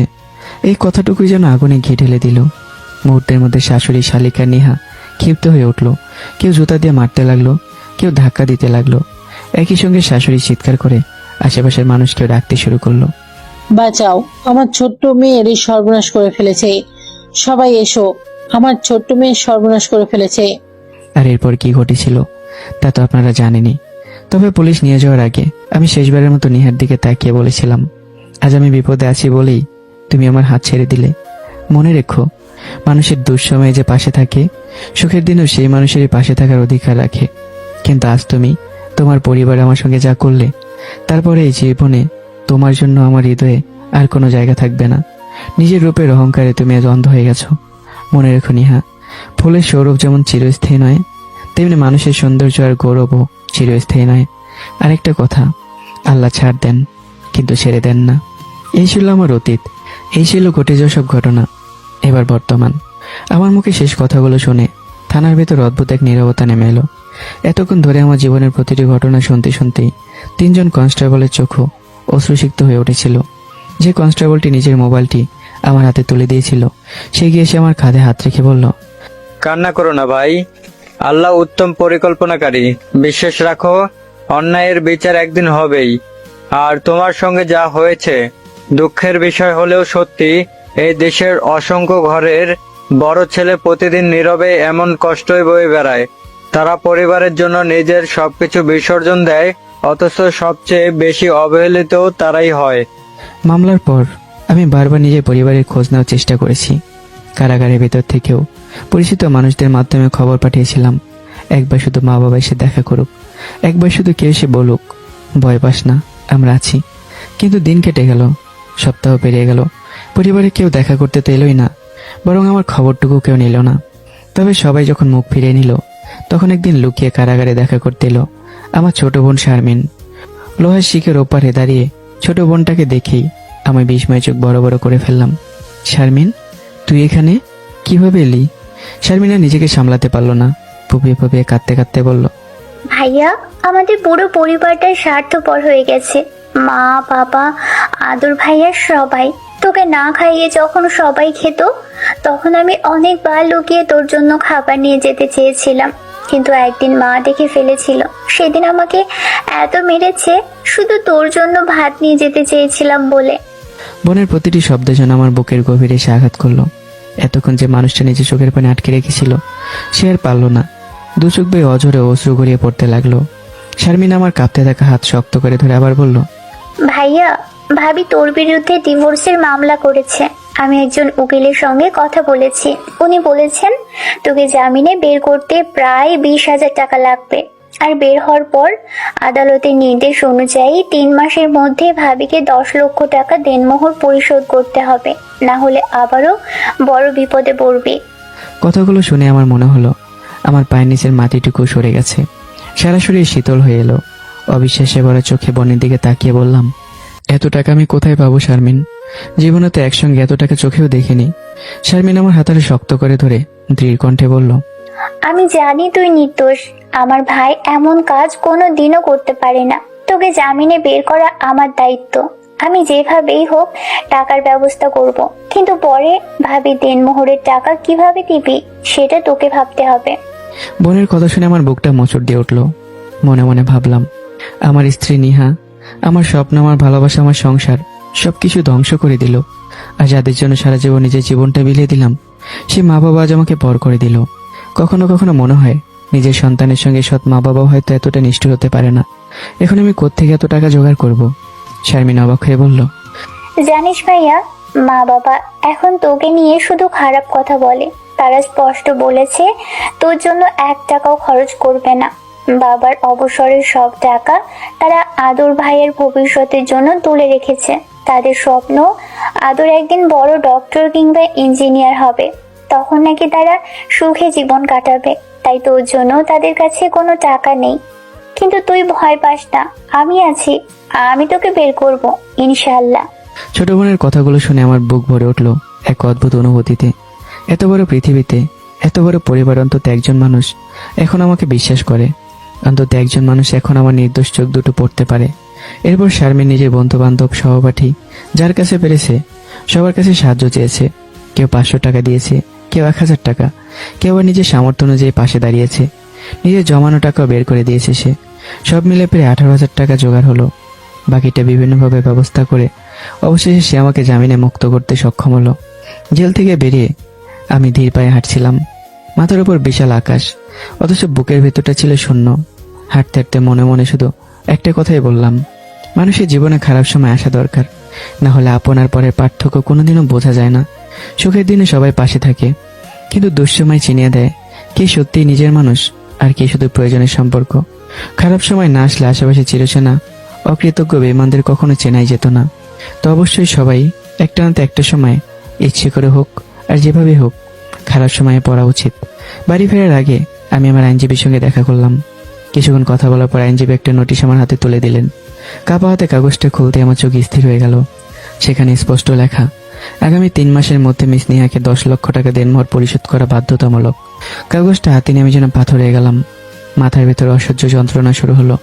যে মানুষটা জীবনে কোনোদিন একসঙ্গে 10 লক্ষ টাকা দেখেনি, সে এত অল্প সময়ে সে টাকা কোথায় পাবে? ভারী হৃদয় নিয়ে বাড়ি ফিরে গেলাম। 1 দিন 2 দিন, এই 2 দিনে আমার মুখে এক মুঠো ভাতও ওঠেনি। ক্ষুধায় শরীর দুর্বল হয়ে পড়েছিল, কিন্তু তার চেয়ে বেশি ভেঙে পড়েছিল মন। দ্বিতীয় দিনে গভীর রাতে দরজায় খুব আস্তে একটা শব্দ হলো। আমি দরজা খুলতেই দেখলাম শারমিন চারদিকে ভীত চোখে দাঁড়িয়ে নিঃশব্দে আমার ঘরে ঢুকলো। তার হাতে একটা ছোট প্লাস্টিকের বক্স। বক্সটা আমার হাতে দিয়ে ধীরে বলল, ভাইয়া, একটু ভাত আর তরকারি এনেছি। সারাদিন কিছু খাসনি জানি, আর এই 2000 টাকা রাখ, তোর পকেটে কিছুই নেই। বলে সে টাকাগুলো আমার শার্টের পকেটে গুঁজে দিল। তারপর আতঙ্কিত চোখে দরজার দিকে তাকিয়ে ফিসফিস করে বলল, তাড়াতাড়ি খেয়ে নিস, আমি এখনই চলে যাচ্ছি। মা দেখে ফেললে আজ আবার খুব বড় ঝামেলা হবে। আমার পেটের ভেতর তখন ক্ষুধার জ্বালা দাবানলের মতো ছড়িয়ে পড়ছে। সারাদিন না খেয়ে থাকার পরও সামনে রাখা ভাতের প্লেটটা যেন আমার কাছে পৃথিবীর সবচেয়ে মূল্যবান সম্পদ। হাত দেওয়ার কথাটা আর মনে রইল না। কাঁপতে থাকা হাতে প্লাস্টিকের বক্সের ঢাকনাটা খুলি এক মুঠো ভাত মুখে তুলে নিলাম।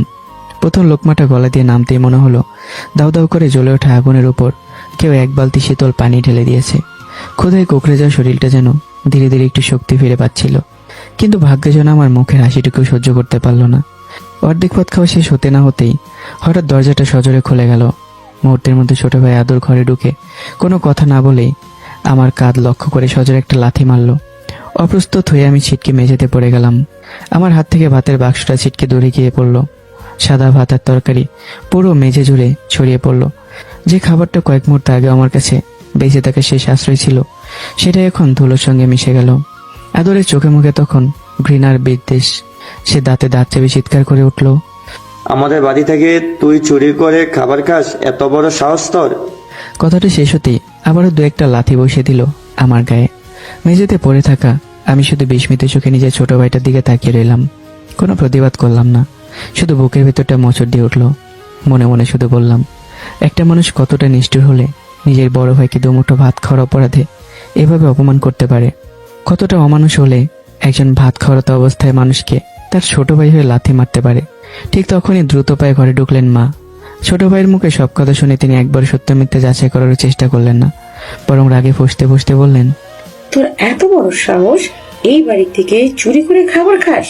কাল সকাল হতেই এই বাড়ি থেকে বের হয়ে যাবি। কথাগুলো শুনে আমার বুকের ভেতরটা কেঁপে উঠল। মনে হলো পায়ের নিচের মাটিটুকু যেন সরে যাচ্ছে। ধীরে ধীরে উঠে বসে বললাম, মা, আমি কোথায় যাব? এই বাড়িটা কি শুধু তোমাদের? এটা তো আমারও বাড়ি। মা মুখ ঘুরিয়ে নিলেন। আমি এত কিছু জানি না। সকাল হওয়ার আগে বাড়ি ছেড়ে চলে যাবি, না হলে আমি অন্য ব্যবস্থা করব। কথা শেষ করে তিনি আদরকে নিয়ে ঘর থেকে বেরিয়ে গেলেন। ঘরটা আবারও নীরব হয়ে গেল। মেঝেতে ছড়িয়ে থাকা ভাতের দিকে নির্বাক দৃষ্টিতে তাকিয়ে রইলাম। ক্ষুধা তখনও পেট জ্বালিয়ে দিচ্ছে, কিন্তু সে ভাত আর তুলে খাওয়ার সাহস হলো না। অপমানের তীব্র যন্ত্রণা আমার ক্ষুধাকেও হার মানিয়ে দিয়েছে। সেই রাতটার চোখে ঘুম নামেনি। বালিশে মাথা রাখলে একের পর এক স্মৃতি এসে বুকটা ছিঁড়ে ফেলছিল। মনে ছিল পৃথিবীর সমস্ত কষ্ট বুঝে একসঙ্গে আমার কাঁধে এসে ভর করেছে। ভোর হতেই একটা পুরোনো ব্যাগে নিজে দু একটা কাপড় গুছিয়ে নিলাম। শেষবারের মতো বাড়িটার দিকে তাকালাম, যে বাড়ির জন্য নিজের যৌবন, স্বপ্ন আর সুখ সব বিসর্জন দিয়েছিলাম, আর সেই বাড়ি আমাকে পর করে দিল। ধীরে ধীরে দরজা পেরিয়ে রাস্তায় নেমে আসতেই পিছন থেকে পরিচিত একটা কণ্ঠস্বর ভেসে এলো। ভাইয়া, পিছন ফিরে দেখলাম ছোট বোন শারমিন দৌড়ে আসছে, চোখ দুটো কান্নায় ভেজা। সে আমার সামনে দাঁড়িয়ে কাপা গলায় বলল, ভাইয়া ভালো থাকিস। তোর পকেটে যে টাকাগুলো আছে সেগুলো শেষ হওয়ার আগেই একটা কাজ খুঁজে নিস, ঠিক মতো নাস্তা করিস, আর যেভাবেই হোক ভাবির কাবিনের টাকাটা দিয়ে দিস। তাহলে তুই যে পড়াশোনাটা মাঝপথে ছেড়ে দিয়েছিলি সেটাও আবার শুরু করিস। বোনের কথাগুলো আমার হৃদয়ের গভীরে গিয়ে আঘাত করলো। পৃথিবীর সবাই যখন আমাকে অবহেলা করেছে, তখন একমাত্র এই ছোট্ট বোনটাই নিঃস্বার্থভাবে আমার পাশে দাঁড়িয়েছে। আমি কিছু বলতে পারলাম না, শুধু শারমিনের মাথায় হাত রেখে নিঃশব্দে চোখে জল ফেললাম। শারমিনও আর দাঁড়ালো না, চোখের পানি মুছতে মুছতে ধীরে ধীরে বাড়ির দিকে ফিরে গেল। আমি একা দাঁড়িয়ে রইলাম নির্জন রাস্তায়। পেটে তখন ক্ষুধা, আগের রাতের ভাতটুকু শেষ পর্যন্ত খাওয়া হয়নি। কিছু দূর হেঁটে রাস্তার পাশে ছোট্ট একটা হোটেলে ঢুকে সামান্য নাস্তা করতে বসলাম। খেতে খেতেই হঠাৎ দেয়ালে লাগানো একটা ছোট্ট পোস্টারের দিকে চোখ আটকে গেল। পোস্টারটায় বড় অক্ষরে লেখা, জরুরি ভিত্তিতে এ পজিটিভ কিডনি প্রয়োজন, উপযুক্ত সম্মানী প্রদান করা হবে, আগ্রহী ব্যক্তি যোগাযোগ করুন। আমি অনেকক্ষণ পোস্টারটার দিকে স্থির হয়ে তাকিয়ে রইলাম। আমার কাছে কোনো মোবাইল ছিল না, তাই নম্বরটা কয়েকবার পরেই মুখস্থ করে নিলাম। নাস্তা শেষ করে কাছের একটা ফোনের দোকান থেকে নম্বরটায় কল করলাম। ওপাশ থেকে ঠিকানা বলতে আমি দেরি করলাম না। কিছুক্ষণ পর আমি পৌঁছে গেলাম সেই বাড়িতে। বাড়িটা দেখে প্রথমে মনে হলো খুব সাধারণ একটা পরিবার, কিন্তু দরজা খুলেই একজন মধ্যবয়স্ক মানুষ আমাকে দেখে এগিয়ে এসে দুহাত ধরে ফেললেন, কাপা গলায় বললেন, বাবা, তুমি কি সেই ছেলে যে কিডনি দিতে রাজি হয়েছে? লোকটা চোখে তখন আতঙ্ক, অসহায়ত্ব আর একরাশ আশার ছাপ। আমি কিছুটা অপ্রস্তুত হয়ে গেলাম। তারপর নিজেকে সামলে নিয়ে বললাম, আপনি কিডনি চেয়েছেন আর লিখেছেন সামর্থ্য অনুযায়ী সম্মানী দেবেন, তাই এসেছি। লোকটি দীর্ঘশ্বাস ফেলে বললেন, বাবা, আমার মেয়েটা বিশ্ববিদ্যালয়ে শিক্ষকতা করে, খুব ভালো মেয়ে, সামনে তার বিয়ে, কিন্তু হঠাৎ জানতে পারলাম তার 2টা কিডনি মারাত্মক সমস্যায় আক্রান্ত।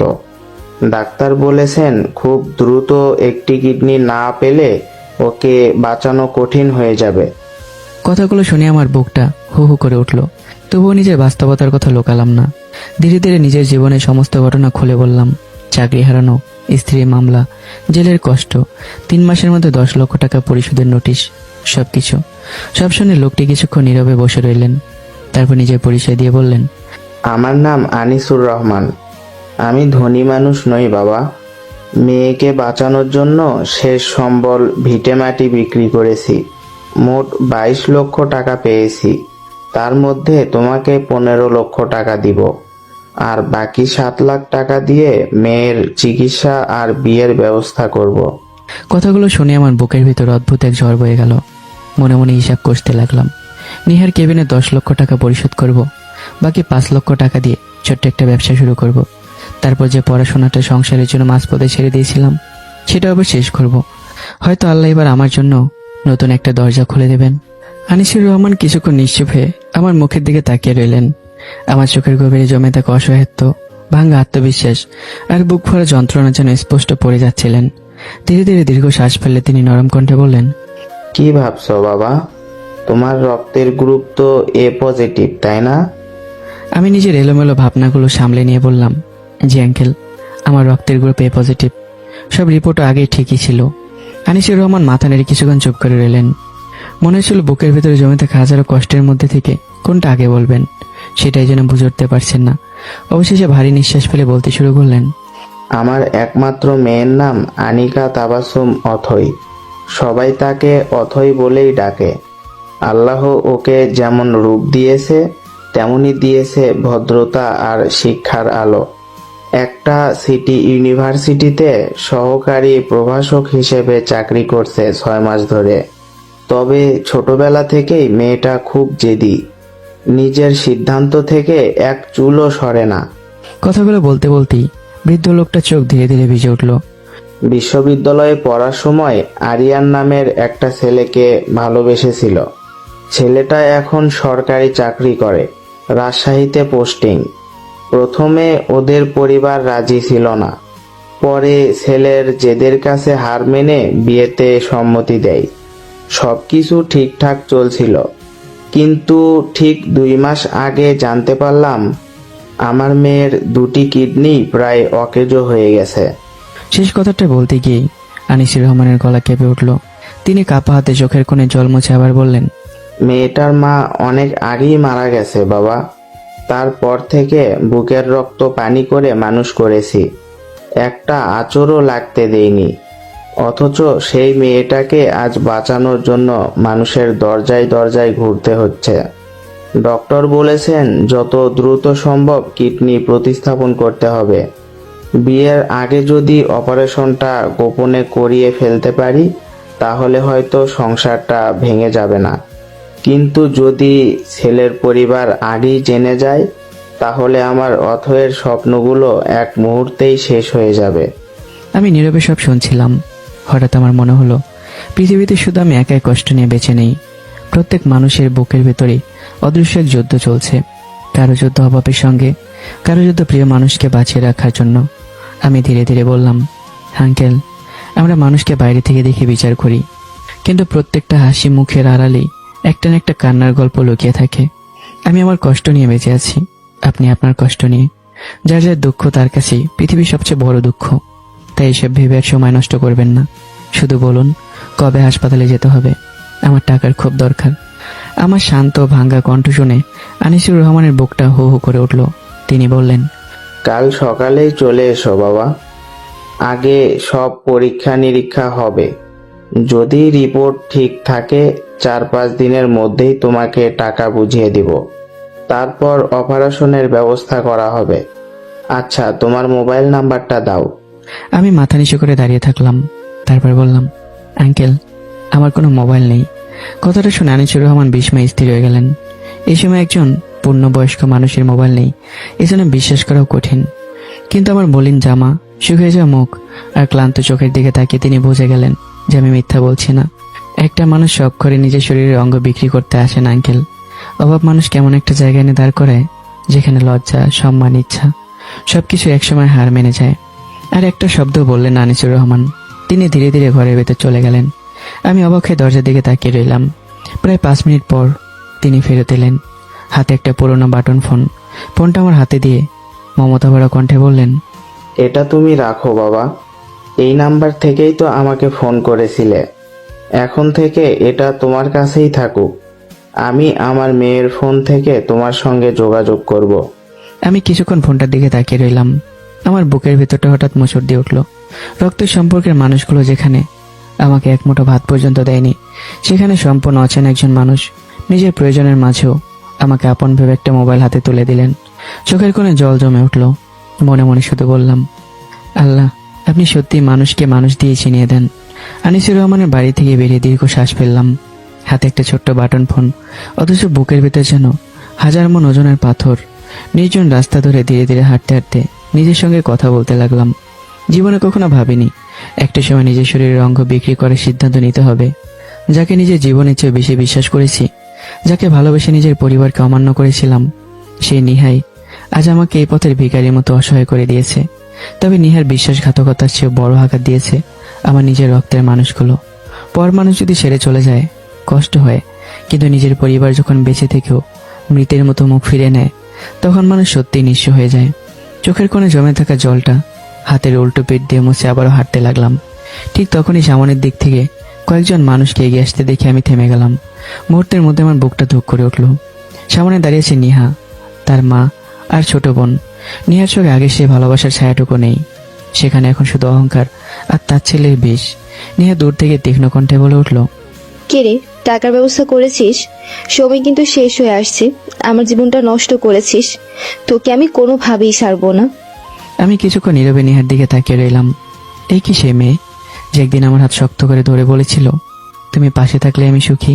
নিহা, টাকাটা তোমার হক, আজ হোক কাল হোক আমি দিয়ে দেব। টাকা দেওয়ার পর আমাদের সম্পর্ক শেষ হয়ে যাবে, শুধু যদি আর একটু সময় দিতে। শেষ কথাটাকে বলতে গিয়ে আমার গলাটাও যেন কেঁপে উঠল। আমি সময় চাইছিলাম, টাকার জন্য নয়। আমি চাইছিলাম নিজের বিবেককে আরেকবার বোঝাতে, সত্যি কি একটা কিডনি বিক্রি করা ছাড়া আমার সামনে আর কোনো পথ খোলা নেই। কিন্তু নিহার চোখে সেই দ্বিধার কোনো মূল্য ছিল না। রাগে ফুঁসতে ফুঁসতে সে গিয়ে এসে বলল, একদিনও সময় দিতে রাজি নই আমি। আদালত 3 মাস সময় দিয়েছে বলেই বেঁচে গেছিস, না হলে যেদিন জামিনে বের হয়েছিস সেদিনই তোকে ধরে টাকাটা আদায় করে নিতাম। আমার কাছে দয়া আশা করিস না। কথাগুলো শেষ করে নিহা, তার মা আর বোন ঘৃণাভরা দৃষ্টিতে আমার দিকে তাকিয়ে সেখান থেকে চলে গেল। আমি নির্বাক হয়ে তাদের চলে যাওয়া দেখছিলাম। তারপর নিজের মনে ফিসফিস করে বললাম, এই কি সেই নিহা? মানুষ এতটা বদলে যেতে পারে? ভালোবাসা কি সত্যি এত সস্তা? তুমি জানো না নেহা, তোমার সে 10 লাখ টাকা জোগাড় করার জন্য আমি আমার শরীরের একটা অংশ বিক্রি করে দিতে চলেছি। কিন্তু মনে রেখো, বিশ্বাস ভাঙ্গার ক্ষত কোনোদিনও শুকায় না। আজকের পর তোমাকে ক্ষমা করার শক্তি আমার আর কখনোই হবে না। ধীরে ধীরে সন্ধ্যা নেমে এলো, শহরের আলো জ্বলতে শুরু করলো, কিন্তু আমার জীবনে যেন অন্ধকার আরো ঘন হয়ে উঠলো। আজ রাতে আমি কোথায় থাকবো? পকেটে মাত্র 1300 টাকা, সেটাও ছোট বোন শারমিনের দেওয়া। কোনো হোটেলে থাকার সাহস হলো না। টাকাগুলো যতটা সম্ভব বাঁচিয়ে রাখতে হবে। হাঁটতে হাঁটতে আমি রেল স্টেশনে পৌঁছে গেলাম। প্ল্যাটফর্মের এক কোণে কাঠের বেঞ্চে গিয়ে চুপচাপ শুয়ে পড়লাম। সারা রাত মশার কামড়, ক্ষুধা আর অজানা ভবিষ্যতের দুশ্চিন্তায় এক মুহূর্তের জন্য চোখে ঘুম নামলো না। ভোরের আলো ফুটে সকাল গড়িয়ে প্রায় 10টা। হঠাৎ পকেট থেকে বাটন ফোনটা কেঁপে উঠলো। আমি তাড়াতাড়ি ফোন কানে তুলতে ওপাশ থেকে বেশি এলো আনিসুর রহমানের স্নেহমাখা কণ্ঠ। অনিক বাবা, আমি আনিসুর রহমান বলছি। তুমি যত তাড়াতাড়ি পারো আমার বাসার সামনে চলে এসো। আজ তোমাকে হাসপাতালে নিয়ে যেতে হবে। ফোনটা কেটে যাওয়ার পর আমি কয়েক সেকেন্ড স্থির হয়ে বসে রইলাম। মনে হচ্ছিল আজকের দিনটা হয়তো আমার জীবনের সবচেয়ে কঠিন সিদ্ধান্তের সাক্ষী হতে চলেছে। অন্যদিকে নিহার বাড়ির পরিবেশ একেবারে ভিন্ন। ড্রয়িং রুমে বসে আছে পাবেল, বিদেশ ফেরত এক যুবক। বহু বছর ধরে ইতালিতে থাকে, যেখানে তার প্রতিষ্ঠিত ব্যবসা, অর্থ সম্পদেরও অভাব নেই। যেদিন নিহা স্বামীর সংসার ছেড়ে বাবার বাড়ি ফিরে এসেছিল, সেদিন থেকে পাবেল নিহাকে বিয়ে করার ইচ্ছা প্রকাশ করেছিল। নিহার অতীত সম্পর্কে সব জেনেও সে বলেছিল, আপনার মেয়ের যেহেতু স্বামীর সঙ্গে সম্পর্ক ভাঙার পথে, ডিভোর্স হয়ে গেলে আমি নিহাকে বিয়ে করতে চাই। সেই থেকেই নিহার মা পাবেলকে ভবিষ্যতে ধনী জামাই হিসেবে মনে মনে বেছে নিয়েছেন। আজ পাবেল সবাই বসে চা খাচ্ছিলেন। নিহার মা হাসি মুখে এসে বললেন, কেমন আছো বাবা পাবেল? পাবেল ভদ্রভাবে হেসে উত্তর দিল, আলহামদুলিল্লাহ ভালো আছি আন্টি। নিহাকে রেডি হতে বলুন, আজ ওকে নিয়ে শপিং এ যাওয়ার কথা ছিল। নিহার মা মৃদু হেসে বললেন, হ্যাঁ, ও তৈরি হচ্ছে। তবে তোমাকে একটা কথা বলার ছিল বাবা। জি আন্টি বলুন, আপনাকে আমি নিজের মায়ের মতোই সম্মান করি। নিহার মা একটু ইতস্তত করে বললেন, আমার ছেলে আবিরকে যদি তোমার সঙ্গে ইতালিতে পাঠানো যেত, ছেলেটার ভবিষ্যৎটা গড়ে উঠতো। পাবেল কিছুক্ষণ ভেবে বলল, আন্টি, বিদেশে পাঠাতে অনেক খরচ হয়, মোটামুটি 20 থেকে 30 লাখ টাকার মতো লাগে। আপনারা যদি কিছু সাহায্য করতে পারেন, আমিও বাকি ব্যবস্থা করে ওকে নিয়ে যেতে পারবো। কথাটা শুনে নেহার মায়ের ঠোঁটে তৃপ্তির হাসি ফুটে উঠল। তিনি বললেন, ঠিক আছে বাবা, তুমি প্রস্তুতি নাও। খুব শীঘ্রই আমাদের হাতে 10 লক্ষ টাকা চলে আসবে, সেগুলো দিব, আর বাকিগুলো তুমি দিও। নিহার মায়ের চোখে সেই রহস্যময় হাসি দেখে বোঝার উপায় ছিল না সেই টাকার জন্য একজন মানুষের জীবন কতটা অন্ধকারে ডুবে যাচ্ছে। এদিকে আনিসুর রহমান আমাকে নিয়ে হাসপাতালে পৌঁছে গেলেন। একটার পর একটা রক্ত পরীক্ষা, টিস্যু ম্যাচিং, শারীরিক পরীক্ষা, সবকিছু শেষ হতে প্রায় ঘন্টাখানেক লেগে গেল। সব রিপোর্ট হাতে নিয়ে ডক্টর শান্ত গলায় বললেন, আনিস সাহেব, ছেলেটার সব রিপোর্ট ভালো এসেছে। চিকিৎসা বিজ্ঞানের দিক থেকে কিডনি প্রস্তুতির কোনো সমস্যা দেখছেন না, তবে একটা বিষয় নিশ্চিত হতে চাই। ডক্টর এবার আমার দিকে গভীরভাবে তাকালেন। তুমি কি কোনো চাপ বা জবরদস্তি শিকার হয়ে এই সিদ্ধান্ত নিয়েছো, নাকি সম্পূর্ণ নিজের ইচ্ছায় কিডনি দান করতে রাজি হয়েছো? আমি নিজের মনকে অনেক শক্ত করে বললাম, না ডক্টর, আমি স্বেচ্ছাতেই সজ্ঞানে আমার কিডনি একটা দান করছি। এটা আমার কোনো সমস্যা বা কেউ আমাকে জোর জবরদস্তি করেনি। এরপর ডক্টর 5 দিন পরে অপারেশনের কথা বলে দেয় আনিসুর রহমানকে। অন্যদিকে আমার বাড়িতে তখন সম্পূর্ণ ভিন্ন এক দৃশ্য। বাবার অবসরকালীন সঞ্চয়ের টাকাগুলো এতদিন ধরে যত্ন করে আগলে রেখেছিলেন মা। সেদিন আদরের ইঞ্জিনিয়ারিং এর ফাইনাল পরীক্ষার জন্য 5 লক্ষ টাকার প্রয়োজন হতেই বাবার কোনো দ্বিধা না করেই সেই টাকা থেকে 5 লক্ষ টাকা বের করে আদরের হাতে তুলে দিলেন। সবকিছু নীরবে দাঁড়িয়ে দেখছিলেন শারমিন। হঠাৎ তা নিজেকে সামলাতে পারল না, তার চোখ ভিজে উঠল। কাঁপা গলায় সে বলে উঠল, মা বাবা, সত্যি তোমাদের দেখে আজ অবাক লাগছে। এই টাকার উপর যতটা অধিকার আমার, ঠিক ততটাই অধিকার বড় ভাইয়ারও ছিল। অথচ যার কাঁধে ভর করে এত বছরের সংসার চলেছে, যার যৌবনটা শেষ হয়ে গেছে আমাদের মুখে হাসি ফোটাতে, সেই মানুষটার জন্য তোমাদের মনে একটুও মায়া হলো না? শারমিনের গলা আরো ভারী হয়ে উঠল। পরশু রাতে আদর ভাই কি করেছে ভুলে গেছো? বড় ভাইয়া যখন না খেয়ে ভাত খাচ্ছিল, তখন লাথি মেরে তার খাবার মাটিতে ফেলে দিয়েছিল। একটা মানুষ কতটা নিষ্ঠুর অমানুষ হলে এমন কাজ করতে পারে? কথাগুলো শেষ হতেই আদরের চোখ রক্তবর্ণ হয়ে উঠল। সে ক্ষিপ্ত হয়ে উঠে এসে সজোরে শারমিনের গালে একটা থাপ্পড় বসিয়ে দিল। কি বললি? আমি অমানুষ? আমাকে অমানুষ বলার সাহস হয় কিভাবে? থাপ্পড়ের আঘাতে শারমিন টলে গেল।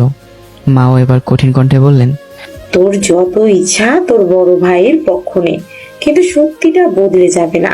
ও পড়াশোনা শেষ করতে পারেনি, একটা ভালো চাকরিও কোনো দিন করতে পারেনি। ওর পেছনে টাকা খরচ করে আমাদের কি লাভ হতো? আদর অন্তত ইঞ্জিনিয়ার হবে, একদিন বড় চাকরি করবে, আমাদের সুখে রাখবে। কিন্তু অনেক, সে তো কোনো দিন আমাদের ভালো খাবার, ভালো পোশাক, ভালো জীবন দিতে পারেনি, আর কোনোদিন পারবেও না। মায়ের কথা শুনে শারমিনের চোখ বেয়ে নীরবে অশ্রু গড়িয়ে পড়ল। সে ধীরে ধীরে বলল, মা, সময় একদিন তোমাদের সব উত্তর দিয়ে দিবে। তোমরা হীরাকে ফেলে পাথরের পিছনে ছুটেছ। একটা মানুষ না খেয়ে ভাত খাচ্ছে, আরেকটা মানুষ তাকে লাথি মেরে সেই খাবার ফেলে দেয়। এতেও যদি তোমরা দু ভাইয়ের পার্থক্য বুঝতে না পারো, তাহলে তোমাদের বোঝানো আর অন্ধের সামনে আয়না ধরার মধ্যে কোনো পার্থক্য নেই। কথাগুলো বললেই শারমিন সেখান থেকে চলে গেল। তার চলে যাওয়ার পরও ঘরের ভেতরে যেন এক অদ্ভুত নীরবতা নেমে এলো। অন্যদিকে হাসপাতাল থেকে ফেরার পথে রাস্তার মোড়ে হঠাৎ আমার চোখ আটকে গেল। একটা মোটরসাইকেলের পেছনে বসে আছে নিহা। সে দু হাত দিয়ে বাইক চালানোর ছেলেটাকে শক্ত করে জড়িয়ে ধরে আছে। দৃশ্যটা চোখে পড়তেই আমার বুকের ভেতরটা যেন কেউ মুঠো করে চেপে ধরল। নিঃশব্দে ভেঙে যেতে লাগলো আমার সমস্ত অনুভূতি। এই সেই মেয়ে যার জন্য আমি নিজের সবকিছু ছেড়েছিলাম, নিজের স্বপ্ন বিসর্জন দিয়েছিলাম। আজ সেই মেয়েটি অন্য একজনের কাঁধে মাথা রেখে নিশ্চিন্তে ঘুরে বেড়াচ্ছে। আমার বুকটা কেঁপে উঠল। নিহা থাকুক, তার সঙ্গেই থাকুক, কিন্তু আমার রিয়া, আমার ছোট্ট মেয়েটা কোথায়? ও কি ভালো আছে? এই একটি প্রশ্নে আমার বুকের ভেতর ছুরির মতো বিঁধে রইল। বিকেলের দিকে আমি চুপচাপ শারমিনের কোচিং সেন্টারের সামনে গিয়ে দাঁড়ালাম। কিছুক্ষণ পর শারমিন বেরোতেই দূর থেকে আমাকে দেখে দৌড়ে এসে জড়িয়ে ধরল। ভাইয়া, কেমন আছিস? ঠিক মতো খাওয়া দাওয়া করছিস তো? আমি ছোট বোনের মাথায় স্নেহ ভরে হাত বুলিয়ে বললাম, আলহামদুলিল্লাহ ভালো আছি। তোকে শুধু দেখতে মন চাইলো, তাই চলে এলাম। শারমিন কিছুক্ষণ আমার মুখের দিকে তাকিয়ে থেকে বলল, আজ একটা কথা মনে রাখিস, আজকের পর থেকে নিজের জন্য বাঁচবি। সারা জীবন সবাইকে নিয়ে বেঁচেছিস, এবার নিজেকে নিয়ে ভাব। আর একটা কথা, তোর জীবনে যে বিপদ এসেছে সেটা অভিশাপ না ভাইয়া, আল্লাহর পক্ষ থেকে একটা নিয়ামত। এত কষ্ট, এত অপমান, এত দুঃখ, এগুলো আবার নিয়ামত হয় কিভাবে? শারমিন শান্ত কণ্ঠে বলল, হয় ভাইয়া, এই বিপদ না এলে তুই সারা জীবন কামলার মতো সবাইকে সুখ দিয়ে যেতিস, কিন্তু বিনিময়ে কখনো সম্মান পেতিস না। আজ আল্লাহ তোকে দেখিয়ে দিয়েছেন কে আপন কে পর, কে শুধু স্বার্থের জন্য কাছে ছিল আর কে সত্যিই তোকে ভালোবাসে। মানুষকে চেনার জন্য অনেক সময় সুখ নয়, একটা কঠিন বিপদই যথেষ্ট। ছোট বোনের প্রতিটি কথা আমার হৃদয়ের গভীরে গিয়ে আঘাত করলো। আমার মনে হলো জীবনের সবচেয়ে বড় শিক্ষাটা আজ আমি কোনো বই থেকে নয়, নিজের ছোট বোনের মুখ থেকে পেলাম। এরপর কেটে গেল 5টা দীর্ঘ দিন। অবশেষে সেই প্রতীক্ষিত দিনটা এলো। হাসপাতালের অপারেশন থিয়েটারের দরজা বন্ধ হয়ে গেল। একদিকে অনিকা তাবাসসুম ঐথির জীবন বাঁচানোর লড়াই, অন্যদিকে নিজের শরীরের একটা অঙ্গ হারানোর বিনিময়ে নতুন করে বাঁচার চেষ্টা। দু মানুষের ভাগ্য যেন একই সুতোয় বাধা পড়ে গেল। সফলভাবে অপারেশন শেষ হলো। ডক্টর জানালেন দুজনে এখন আশঙ্কা মুক্ত। আমি কখনো চাইনি যে আমি একটা কিডনি বিক্রি করব, কিন্তু জেলখানা ওই কালকুটির জীবন থেকে একটা কিডনি বিক্রি করে এই মুক্ত দুনিয়ার জীবনই অনেক ভালো। তাই আমি একটা কিডনি বিক্রি করলাম। আরো 5 দিন হাসপাতালে চিকিৎসাধীন থাকার পর আমি ধীরে ধীরে সুস্থ হয়ে উঠলাম। সেদিন আনিসুর রহমান নিজ হাতে 15 লক্ষ টাকা আমার হাতে তুলে দিলেন। টাকাটা দেওয়ার সময় বৃদ্ধ মানুষটির চোখ ভিজে উঠেছিল। তিনি 2 হাত দিয়ে আমার হাত শক্ত করে ধরে বললেন, বাবা, তোমার এই ঋণ আমি কোনোদিনও শোধ করতে পারবো না। অনেক মানুষ কিডনি দিতে রাজি হয়েছিল, কিন্তু সবাই 40-50 লক্ষ টাকা চেয়েছিল। আমার সেই সামর্থ্য ছিল না। আল্লাহ তোমাকে আমার কাছে পাঠিয়েছেন। তিনি কিছুক্ষণ থেমে আবার বললেন, আমি যে মোবাইলটা তোমাকে দিয়েছি সেটা তোমার কাছেই থাকবে। আজ থেকে তুমি শুধু একজন ডোনার নও, তুমি আমার নিজের ছেলের মতো। যোগাযোগ রাখবে বাবা। আর যখন আমার মেয়ে অথয়ের বিয়ে ঠিক হবে সবার আগে তোমাকেই দাওয়াত দিব। তোমাকে অবশ্যই আসতে হবে। আনিসুর রহমানের কণ্ঠ কেঁপে উঠল। আমি নীরবে দাঁড়িয়ে রইলাম। জীবনে প্রথমবার মনে হলো রক্তের সম্পর্ক ছাড়াও পৃথিবীতে এমন কিছু মানুষ আছে যারা অচেনা হয়েও আপন হয়ে যায়। আনিসুর রহমানের বাড়ির উঠান পেরিয়ে আসার আগে আমি তার দুহাত শক্ত করে ধরে মৃদু হেসে বললাম, অবশ্যই আসবো আঙ্কেল। আজ থেকে আপনি শুধু একজন পরিচিত মানুষ নন, আপনি আমার আপনজন। এই উপকার আমি কোনোদিন ভুলব না। আনিসুর রহমান স্নেহভরা চোখে আমার মাথায় হাত রেখে শুধু বললেন, আল্লাহ তোমাকে ভালো রাখুন বাবা। একটি দীর্ঘ শ্বাস ফেলে আমি সেখান থেকে বেরিয়ে এলাম। পরদিন আমি সরাসরি নিজের অ্যাডভোকেটের চেম্বারে পৌঁছালাম। আগেই খবর পাঠানো হয়েছিল নিহতার পরিবারকে। কিছুক্ষণ পর একে একে সবাই এসে উপস্থিত হলেন। নিহা, তার মা, ভাই আবির, বোন ঐশী, আর তাদের সঙ্গে দাঁড়িয়েছিল নিহার হবু স্বামী ইতালি প্রবাসী ব্যবসায়ী পাবেল। কাগজপত্রের আনুষ্ঠানিকতা শেষ হতে বেশি সময় লাগলো না। একটা স্বাক্ষরের সঙ্গে সঙ্গে শেষ হয়ে গেল বহু বছরের ভালোবাসা, অসংখ্য স্বপ্ন আর একসঙ্গে বেঁচে থাকার সব প্রতিশ্রুতি। ডিভোর্স সম্পন্ন হওয়ার সঙ্গে সঙ্গে নিহার মায়ের মুখে বিজয়ের হাসি ফুটে উঠল। অহংকারে ভরা কণ্ঠে তিনি বললেন, দেখছিস, এই হচ্ছে আমার মেয়ের হবু স্বামী, ইতালির প্রতিষ্ঠিত ব্যবসায়ী। তোর মতো ফকিরনি না। এবার বুঝবি আমার মেয়ের আসল যোগ্যতা কি। নিহা ঠোঁট বাঁকিয়ে আমার দিকে তাকিয়ে বলল, তোর মতো অকর্মা মানুষকে বিয়ে করে আমার জীবনটা নষ্ট হয়ে গিয়েছিল। এখন আল্লাহ আমাকে সেই ভুল থেকে মুক্তি দিয়েছেন। আমি এখন এমন একজন মানুষকে বিয়ে করছি যার পরিচয় দিতে লজ্জা লাগে না। আর 1 বছরের মধ্যেই আমি ইতালি চলে যাব, আমার ভাই আবিরও যাবে। তাই তোর মেয়েকে তুই নিয়ে যা, ওকে নিয়ে আমার কোনো দায়িত্ব নেই। নিহা শেষ কথাটা শুনে আমার বুকের ভিতর যেন কেউ জ্বলন্ত লোহা ঢুকিয়ে দিল। মুহূর্তেই আমার পুরো শরীর কেঁপে উঠল। যে মেয়েটার জন্য নিজের জীবন পর্যন্ত বিলিয়ে দিতে প্রস্তুত ছিলাম, সেই মেয়ে আজ নিজের সন্তানকে অস্বীকার করছে। আমি কিছুক্ষণ নিশ্চুপ দাঁড়িয়ে রইলাম। নিহা, রূপের অহংকার মানুষকে অন্ধ করে দেয়। মনে রেখো, ফুলের স্বরূপ যেমন চিরস্থায়ী নয়, তেমনি মানুষের সৌন্দর্য একদিন ফিকে হয়ে যায়। আর যেটাকে নিয়ে তুমি এত অহংকার করছো, একদিন সেটাই তোমাকে সবচেয়ে বেশি কাঁদাবে। অ্যাডভোকেট ডিভোর্সের কাগজপত্র আর দেনমোহরের টাকা বুঝিয়ে দেওয়ার নথি আমার হাতে তুলে দিলেন। সব আনুষ্ঠানিকতা শেষ করে আমি ধীরে ধীরে নিজের ছোট্ট মেয়ে রিয়াকে কোলে তুলে নিলাম। ঠিক তখনই নিহা আবার তার ছেলের হাসি দিয়ে বলল, একটা কথা বলতো, তুই তো ফকির মানুষ, এত টাকা কোথায় পেলি? নাকি কোথাও চুরি ডাকাতি করেছিস? তোর অবস্থা দেখে তো সবই সম্ভব মনে হয়। কথাটা শুনেই আমি কয়েক মুহূর্ত নীরব রইলাম। তারপর ধীরে ধীরে ঘুরে দাঁড়ালাম। চোখ দুটো লাল, কিন্তু সেখানে রাগের চেয়ে কষ্টই বেশি। বুকের সঙ্গে নিজের মেয়ে রিয়াকে শক্ত করে জড়িয়ে ধরে বললাম, নিহা, আজ তুমি অহংকারে নেশে অন্ধ হয়ে গেছো, তাই সত্যটা দেখতে পাচ্ছ না। কিন্তু মনে রেখো, মানুষের সময় সবসময় একরকম থাকে না। আমি আর ছোট মানুষ, তাই হয়তো আমার কথার দাম নেই। তবু আমার মেয়েকে সাক্ষী রেখে আমি বলে যাচ্ছি, একদিন তুমি নিজেই এই অনেককে খুঁজবে, ফিরে আসতে চাইবে। কিন্তু সেদিন আমার হৃদয়ে তোমার জন্য এক ফোঁটাও জায়গা থাকবে না। আমি তোমাকে কোনোদিনও ক্ষমা করব না। আমার কথা শেষ হতেই নিহা, আবির, ঐশী আর তাদের মা একসঙ্গে অট্টহাসিতে ফেটে পড়ল। সে হাসির শব্দ যেন চারদিকের দেয়ালে প্রতিধ্বনিত হয়ে বারবার ফিরে এসে আমার বুকটাকে ছিন্ন বিচ্ছিন্ন করে দিচ্ছিল। নিহার মা ব্যঙ্গ করে বললেন, দেখেছিস, ফকিরটার মনে হয় কষ্টে পাগল হয়ে গেছে। নিজের অবস্থা দেখেও এখন বড় বড় স্বপ্ন দেখছে। নিহা বিদ্রুপের হাসি এসে বলল, শোন, আমি মরে গেলেও তোর কাছে আর কোনো দিন ফিরে আসবো না। দিবা স্বপ্ন দেখা বন্ধ কর। আমি নিহা, আমি আবার তোর সংসারে ফিরবো? হাস্যকর। এরপর আবির এগিয়ে এসে আমার শার্টের কলার চেপে ধরে বলল, এই শালা, বড় বড় স্বপ্ন দেখতে শিখেছিস, বের হয়ে যা। বলেই সে এক ধাক্কায় আমাকে চেম্বারের বাইরে ঠেলে দিল। হোঁচট খেয়ে কোনো মতে নিজেকে সামলে নিলাম। এক হাতে নিজের মেয়েকে বুকে আঁকড়ে ধরে অন্য হাতে চোখের কোণে অশ্রু মুছে নিলাম। একবার আর পিছন ফিরে তাকালাম না, কারণ আমি বুঝে গিয়েছিলাম কিছু দরজা একবার বন্ধ হয়ে গেলে সেগুলোর কখনো খুলে দেখার প্রয়োজন হয় না। নীরব পায়ে সামনে এগিয়ে চললাম।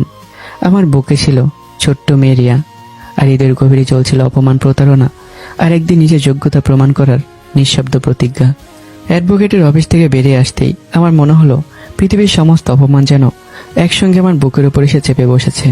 শরীরটা ভারী হয়ে উঠেছে, কিন্তু তার চেয়ে ভারী হয়ে আছে হৃদয়টা। নেহার পরিবর্তনটা আমি কোনোভাবে মেনে নিতে পারছিলাম না। যে মেয়েটার হাসির জন্য একদিন নিজের স্বপ্নগুলোকে বিসর্জন দিয়েছিলাম, আর সেই মেয়েটি আমার ভালোবাসাকে পায়ের নিচে পিষে দিল। আমার আত্মসম্মানকে ধুলোয় মিশিয়ে নির্মমভাবে তুচ্ছ তাচ্ছিল্য করলো। কষ্টটা শুধু বিচ্ছেদে ছিল না, কষ্টটা ছিল বিশ্বাস ভেঙে যাওয়ার। রিয়াকে বুকের সঙ্গে জড়িয়ে ধরে আমি ধীরে ধীরে নিজের মনকে বললাম, আজ থেকে আমি বদলে যাব, আর কারো জন্য নয়, বাঁচবো শুধু নিজের জন্য, আমার এই নিষ্পাপ মেয়েটার জন্য, আর সেই মানুষটার জন্য যে একদিন আমার কষ্টকে নিজের কষ্ট মনে করবে, আমার দুঃখকে নিজের দুঃখ বানিয়ে পাশে দাঁড়াবে। আজ থেকে আমার জীবনে কোনো বিশ্বাসঘাতকের কোনো আর জায়গা থাকবে না। নিজের চোখের জল নিজেই মুছে নিয়ে নতুন আশ্রয়ের খোঁজে বেরিয়ে পড়লাম। চট্টগ্রামের মতো ব্যস্ত শহরে একটা ব্যাচেলার মানুষকে ভাড়া দেওয়া কঠিন, তার উপর কোলে ছোট্ট একটি বাচ্চা।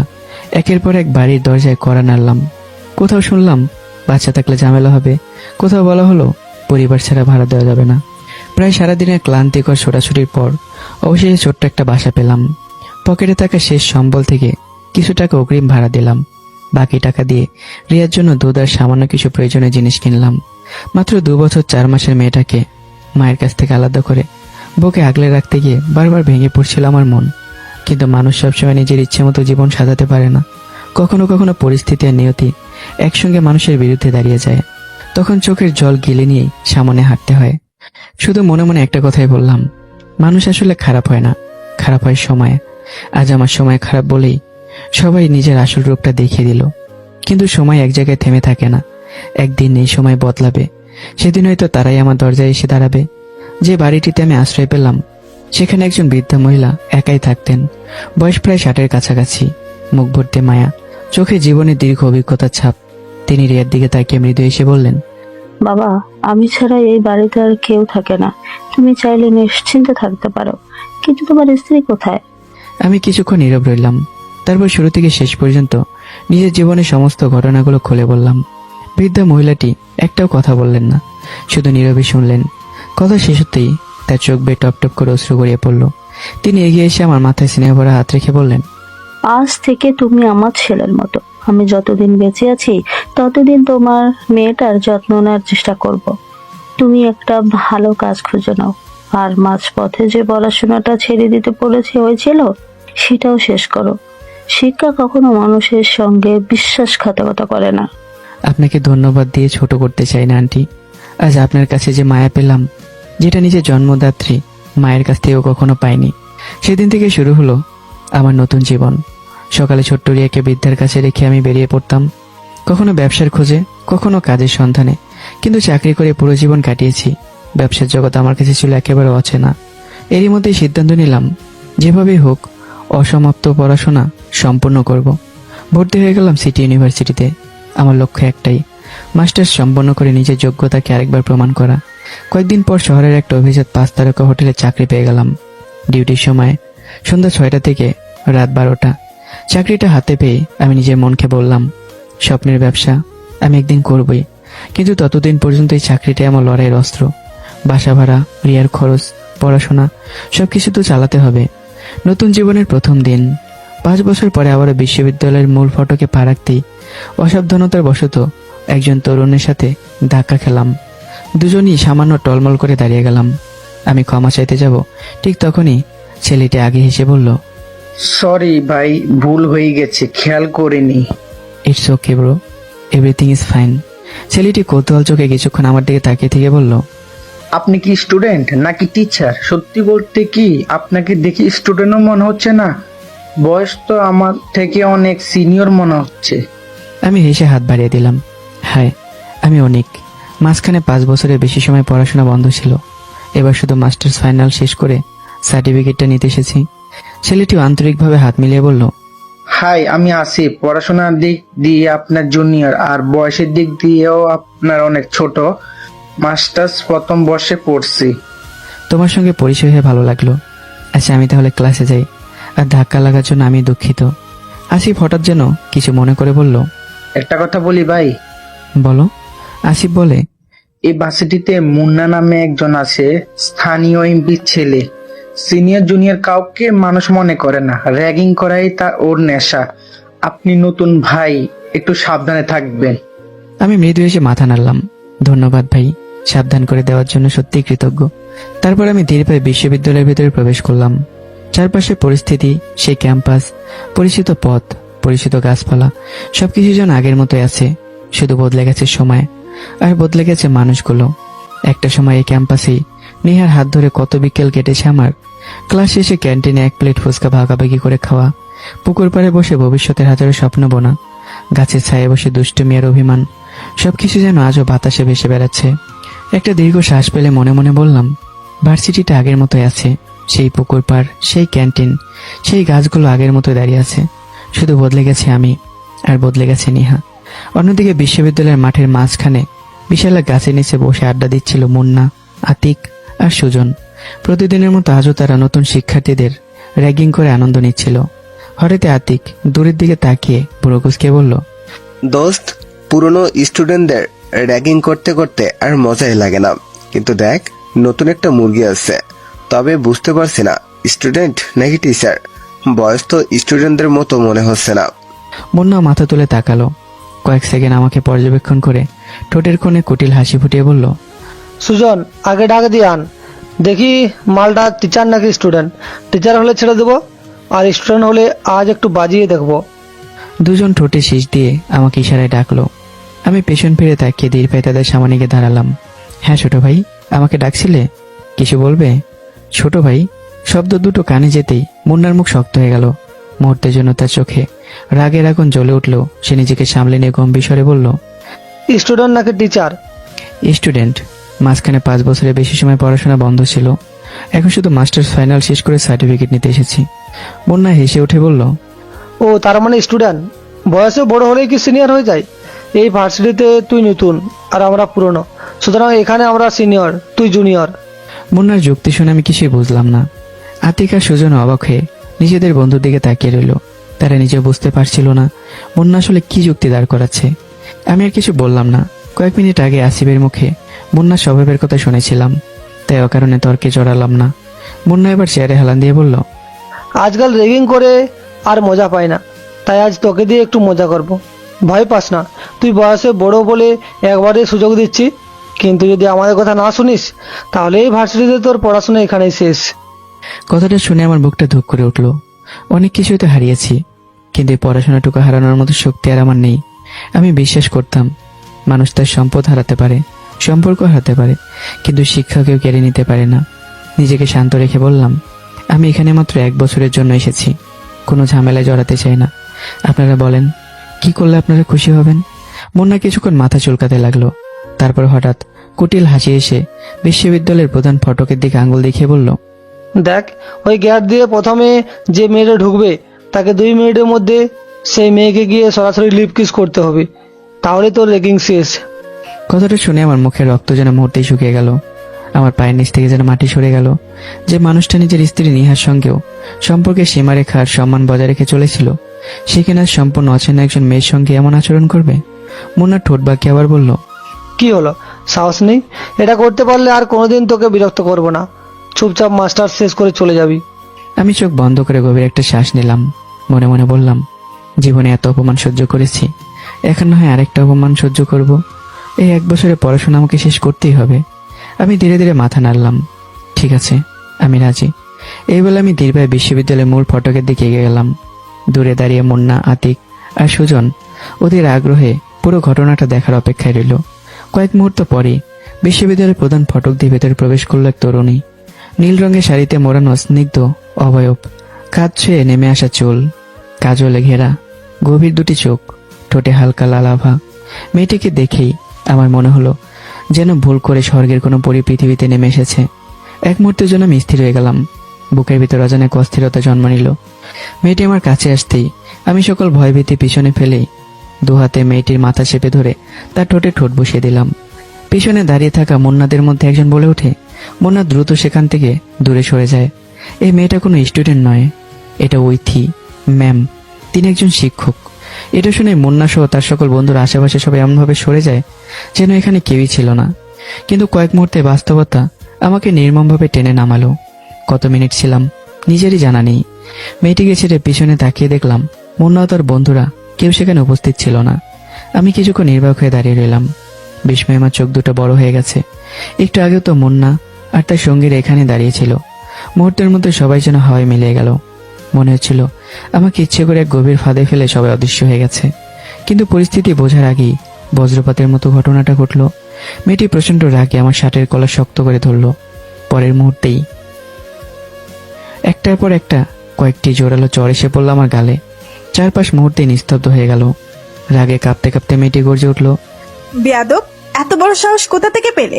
দেখতে তো ছাত্রও মনে হয় না। একজন অচেনা মেয়ের সঙ্গে এমন নোংরা আচরণ করার সাহস হলো কিভাবে? আজই প্রিন্সিপালের কাছে তোমার বিরুদ্ধে অভিযোগ করব। কথাগুলো যেন ধারালো তলোয়ারের মতো এসে বিঁধল আমার বুকে। আমি মুহূর্তেই দুহাত জোর করে ফেললাম, চোখে স্পষ্ট অসহায়ত্ব। প্লিজ আমাকে ভুল বুঝবেন না, আমি ইচ্ছে করে কিছু করিনি। ওখানে মুন্না নামে একটা ছেলে ছিল, সে আমাকে জোর করে বলেছে এই গেট দিয়ে প্রথম যে মেয়েটা ঢুকবে তাকে কিস না করলে আমাকে বিশ্ববিদ্যালয়ে পড়তেই দেবে না। বিশেষ করুন আমি বাধ্য হয়েই কথা বলতে বলতেই আমার গলা কেঁপে উঠল, চোখের কোণে জমে উঠল অপমানের জল। মেয়েটি আনিকা তাবাসসুম মৈথি স্বভাবে ভীষণ রাগী হলেও তার হৃদয়টা পুরোপুরি পাথরের ছিল না। আমার চোখের সে অসহায় দৃষ্টি, আমার কাপা কণ্ঠ আর লজ্জায় নুয়ে পড়া মুখটা দেখে তার রাগ কিছুটা হলো নরম হয়ে এলো। কয়েক মুহূর্ত চুপ থেকে সে কঠিন গলায় বলল, ঠিক আছে, এবারকার মতো ক্ষমা করে দিচ্ছি, তবে একটা শর্ত আছে। এখানেই কান ধরে 20 বার উঠবস করবে, তারপর ছেড়ে দিব। আমি এক মুহূর্ত দ্বিধা করলাম না, নিঃশব্দে কান ধরে উঠবস করতে শুরু করলাম। 1, 2, 3। চারপাশে দাঁড়িয়ে থাকা ছাত্রছাত্রীরা বিস্মিত চোখে তাকিয়ে আছে। কেউ চাপা হাসছে, কেউ মোবাইল বের করে ভিডিও করছে, আবার কেউ ফিসফিস করে কথা বলছে। লোকটার বয়স তো আমাদের বড় ভাইয়ের মতো, এভাবে শাস্তি পাচ্ছে। লজ্জায় আমার মাথা আরো নিচু হয়ে গেল। জীবনে কত অপমাননা সহ্য করেছি, আর আজ বিশ্ববিদ্যালয়ে প্রথম দিনই শত মানুষের সামনে কান ধরে উঠবস। মনে হচ্ছিল ভাগ্য যেন আমাকে অপমান ছাড়া আর কিছুই দিতেই জানে না। 20 বার শেষ হতেই ঐতি শান্ত গলায় বলল, ঠিক আছে থামো, এবার বলো তুমি কে? তোমাকে দেখে তো ছাত্র মনে হচ্ছে না। আমি ধীরে ধীরে মাথা তুললাম। পারিবারিক সমস্যার কারণে আমার 5 বছরের বেশি সময় পড়াশোনা বন্ধ ছিল। এবার শুধু মাস্টার্স ফাইনালটা শেষ করে সার্টিফিকেট নেওয়ার জন্য ফিরে এসেছি। আর আপনাকে আমি চিনব কিভাবে? ওইতে কিছুক্ষণ আমার দিকে তাকিয়ে রইল, তারপর শান্ত অথচ গম্ভীর কণ্ঠে বলল, আমি এই বিশ্ববিদ্যালয়ে কোনো ছাত্রী নয়, আমি এখানকার একজন শিক্ষক। মানুষের জীবনে ভুল হতেই পারে, তাই তোমাকে ক্ষমা করলাম, তবে ভবিষ্যতে এমন ভুল আর যেন না হয়। সেই বিশ্ববিদ্যালয়ের একজন শিক্ষক কথাটা শুনে আমার চোখ বড় বড় হয়ে যায়। কথাগুলো বলে ঐতি ধীর পায়ে সেখান থেকে চলে গেল। ঐতি চলে যেতেই কোত্থেকে যেন মুন্না, আতিক, সুজন আরো কয়েকজন ছাত্র দৌড়ে এসে আমাকে ঘিরে ধরল। মুন্না চোখে মুখে অবিশ্বাস, সে বিস্মিত গলায় বলল, কি ভাই, আপনি তো অলৌকিকভাবে বেঁচে গেলেন। জানেন উনি কে?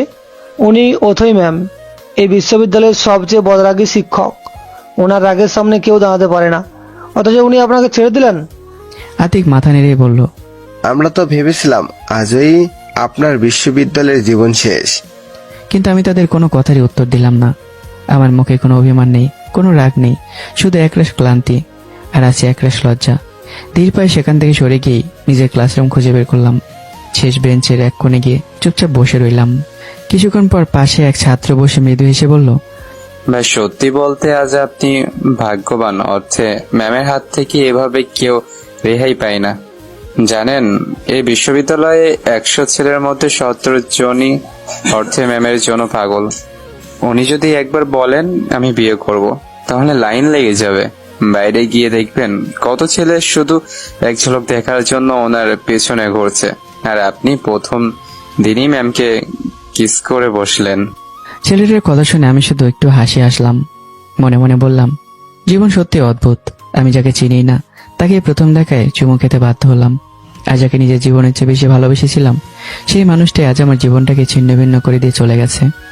বিশ্ববিদ্যালয়ের সহকারী শিক্ষক ঐতি তাবাসসুমকে পরিবশত চুমু খাওয়ার ঘটনাটি মুহূর্তের মধ্যে দাবানলের মতো পুরো বিশ্ববিদ্যালয়ে ছড়িয়ে পড়ল।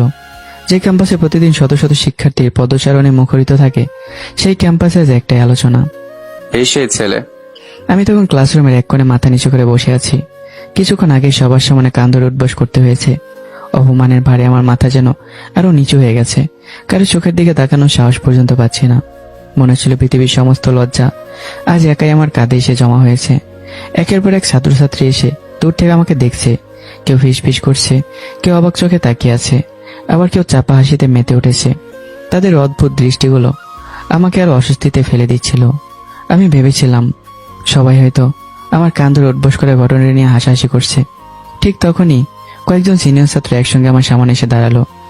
ভাই, আপনি তো পুরো বিশ্ববিদ্যালয়ের ইতিহাস বদলে দিয়েছেন। আমি অবাক হয়ে তাদের দিকে তাকালাম। আরেকজন এসে বলল, অথই ম্যামের জন্য এই বিশ্ববিদ্যালয়ে অর্ধেক ছেলে পাগল। শুধু পাগল না, পুরো ভার্সিটির ছোট বড় সবার ক্রাশ। শুধু একবার তাকে কাছ থেকে দেখার আশায় কতজন সারাদিন ক্যাম্পাসে ঘুরে বেড়ায় জানেন, কিন্তু তার রাগের ভয়ে কেউ সামনে যাওয়ার সাহস পায় না। আর আপনি তো সরাসরি ম্যামকে কিস করে বসেছেন, তাও এখনো সুস্থ স্বাভাবিকভাবে ঘুরে বেড়াচ্ছেন। কথাগুলো শুনে আমার চোখ বিস্ময়ে বড় হয়ে গেল। এতক্ষণ আমি বুঝতে পারলাম কেউ আমার কান ধরে উঠবোস করার বিষয়টি নিয়ে মাথায় ঘামাচ্ছে না। সবাই বিস্মিত হয়েছে একটাই কারণে, সে এমন একজন মানুষকে স্পর্শ করেছে যার কাছে যাওয়ার সাহস পর্যন্ত এই বিশ্ববিদ্যালয়ের অধিকাংশ ছেলেরই নেই।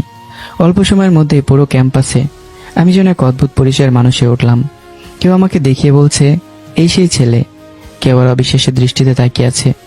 অনেকের চোখে ঈর্ষা, আবার অনেকের চোখে বিস্ময়। কারণ যে ঐথি ম্যামের ঠোঁটের একটি হাসির জন্য অসংখ্য ছেলে অপেক্ষা করে, সেই ঐথি ঠোঁটেই অনিচ্ছাকৃতভাবে নিজের ঠোঁট ছুঁয়ে দিয়েছে আমি এসব কৌতূহল দৃষ্টি আর সহ্য করতে পারছিলাম না। নিঃশব্দে সেখান থেকে উঠেই নিজের ক্লাসরুমের দিকে রওনা হলাম। বিকেলের দিকে ক্লাস শেষ হলে বিশ্ববিদ্যালয় ধীরে ধীরে ফাঁকা হয়ে গেল। আমি ব্যাগ কাঁধে নিয়ে প্রধান সড়কে এসে দাঁড়ালাম। একটা লোকাল বাসের অপেক্ষা করছি। সন্ধ্যায় আমাকে 5 তারকা হোটেলে চাকরিতে যেতে হবে। সেই সঙ্গে ব্যবসার পরিকল্পনা মাথায় ঘুরছে। কিডনি বিক্রি করে পাওয়া 15 লক্ষ টাকার মধ্যে 10 লক্ষ টাকা আমি ইতিমধ্যে নিহাকে দিয়ে দিয়েছি। হাতে থাকা বাকি 5 লক্ষ টাকা দিয়ে নতুন জীবনের স্বপ্ন বুনছি। হঠাৎ আমার পাশে একটা গাড়ি এসে থামলো। দরজা খুলে নেমে এলেন ঐথি তাবাসসুম। শান্ত চোখে আমার দিকে তাকিয়ে বললেন, তোমার বাসা কোথায়? জি, মুরাদপুর। ঐথি কয়েক মুহূর্ত আমার দিকে তাকিয়ে ধীর কণ্ঠে বললেন, মন দিয়ে পড়াশোনা করো, সার্টিফিকেটটা নিয়ে নিজের জীবনটা গুছিয়ে নাও। আজ তোমার চোখে জল দেখে তোমাকে ক্ষমা করেছি, কিন্তু ভবিষ্যতে এমন ভুল আর যেন না হয়। ধন্যবাদ ম্যাম। বিশ্বাস করুন, আজকের ভুলটা জীবনে দ্বিতীয়বার হবে না। আমাকে পাগলা কুকুরও কামড়ায়নি যে একই ভুল আমি বারবার করব। ঐথি আর কিছু বললেন না, শুধু একবার গভীরভাবে আমার দিকে তাকিয়ে গাড়িতে উঠে চলে গেলেন। ঠিক সেই মুহূর্তে আমার হাতে থাকা বাটন ফোনটি বেজে উঠল। স্ক্রিনে ভেসে উঠল আনিসুর রহমান। ফোন রিসিভ করতে ওপাশ থেকে স্নেহ ভরা কণ্ঠ শোনা গেল, অনেক বাবা, আগামী শুক্রবার আমার মেয়ের বিয়ে। কথা দিয়েছিলে কিন্তু অবশ্যই আসবে। অবশ্যই আসবো আঙ্কেল, আমি কথা দিয়ে কথা রাখি। ইনশাল্লাহ আপনার মেয়ের বিয়েতে অবশ্যই উপস্থিত থাকবো। এরপর কেটে গেল আরো কয়েকটা দিন। বৃহস্পতিবার সকালে বিশ্ববিদ্যালয়ে ঢুকি আমি কিছুটা বিস্মিত হয়ে গেলাম। প্রতিদিনের প্রাণচঞ্চল ক্যাম্পাস আজ যেন অদ্ভুত নীরব। ছেলেমেয়েদের মুখে হাসি নেই, আড্ডা নেই, ক্যান্টিনের সেই কোলাহল নেই। যেন পুরো পরিবেশের উপর বিষাদের ছায়া নেমে এসেছে। আমি বিষয়টি বুঝতে না পেরে আসিফের কাছে গিয়ে বললাম, কিরে, আজ ক্যাম্পাসের এই অবস্থা কেন? সবাই এত মনমরা হয়ে আছে কেন? আসিফ দীর্ঘ শ্বাস ফেলে একটু এসে বলল, তুমি কিছুই বুঝো না, জানো না আগামীকাল অর্থের ম্যামের বিয়ে।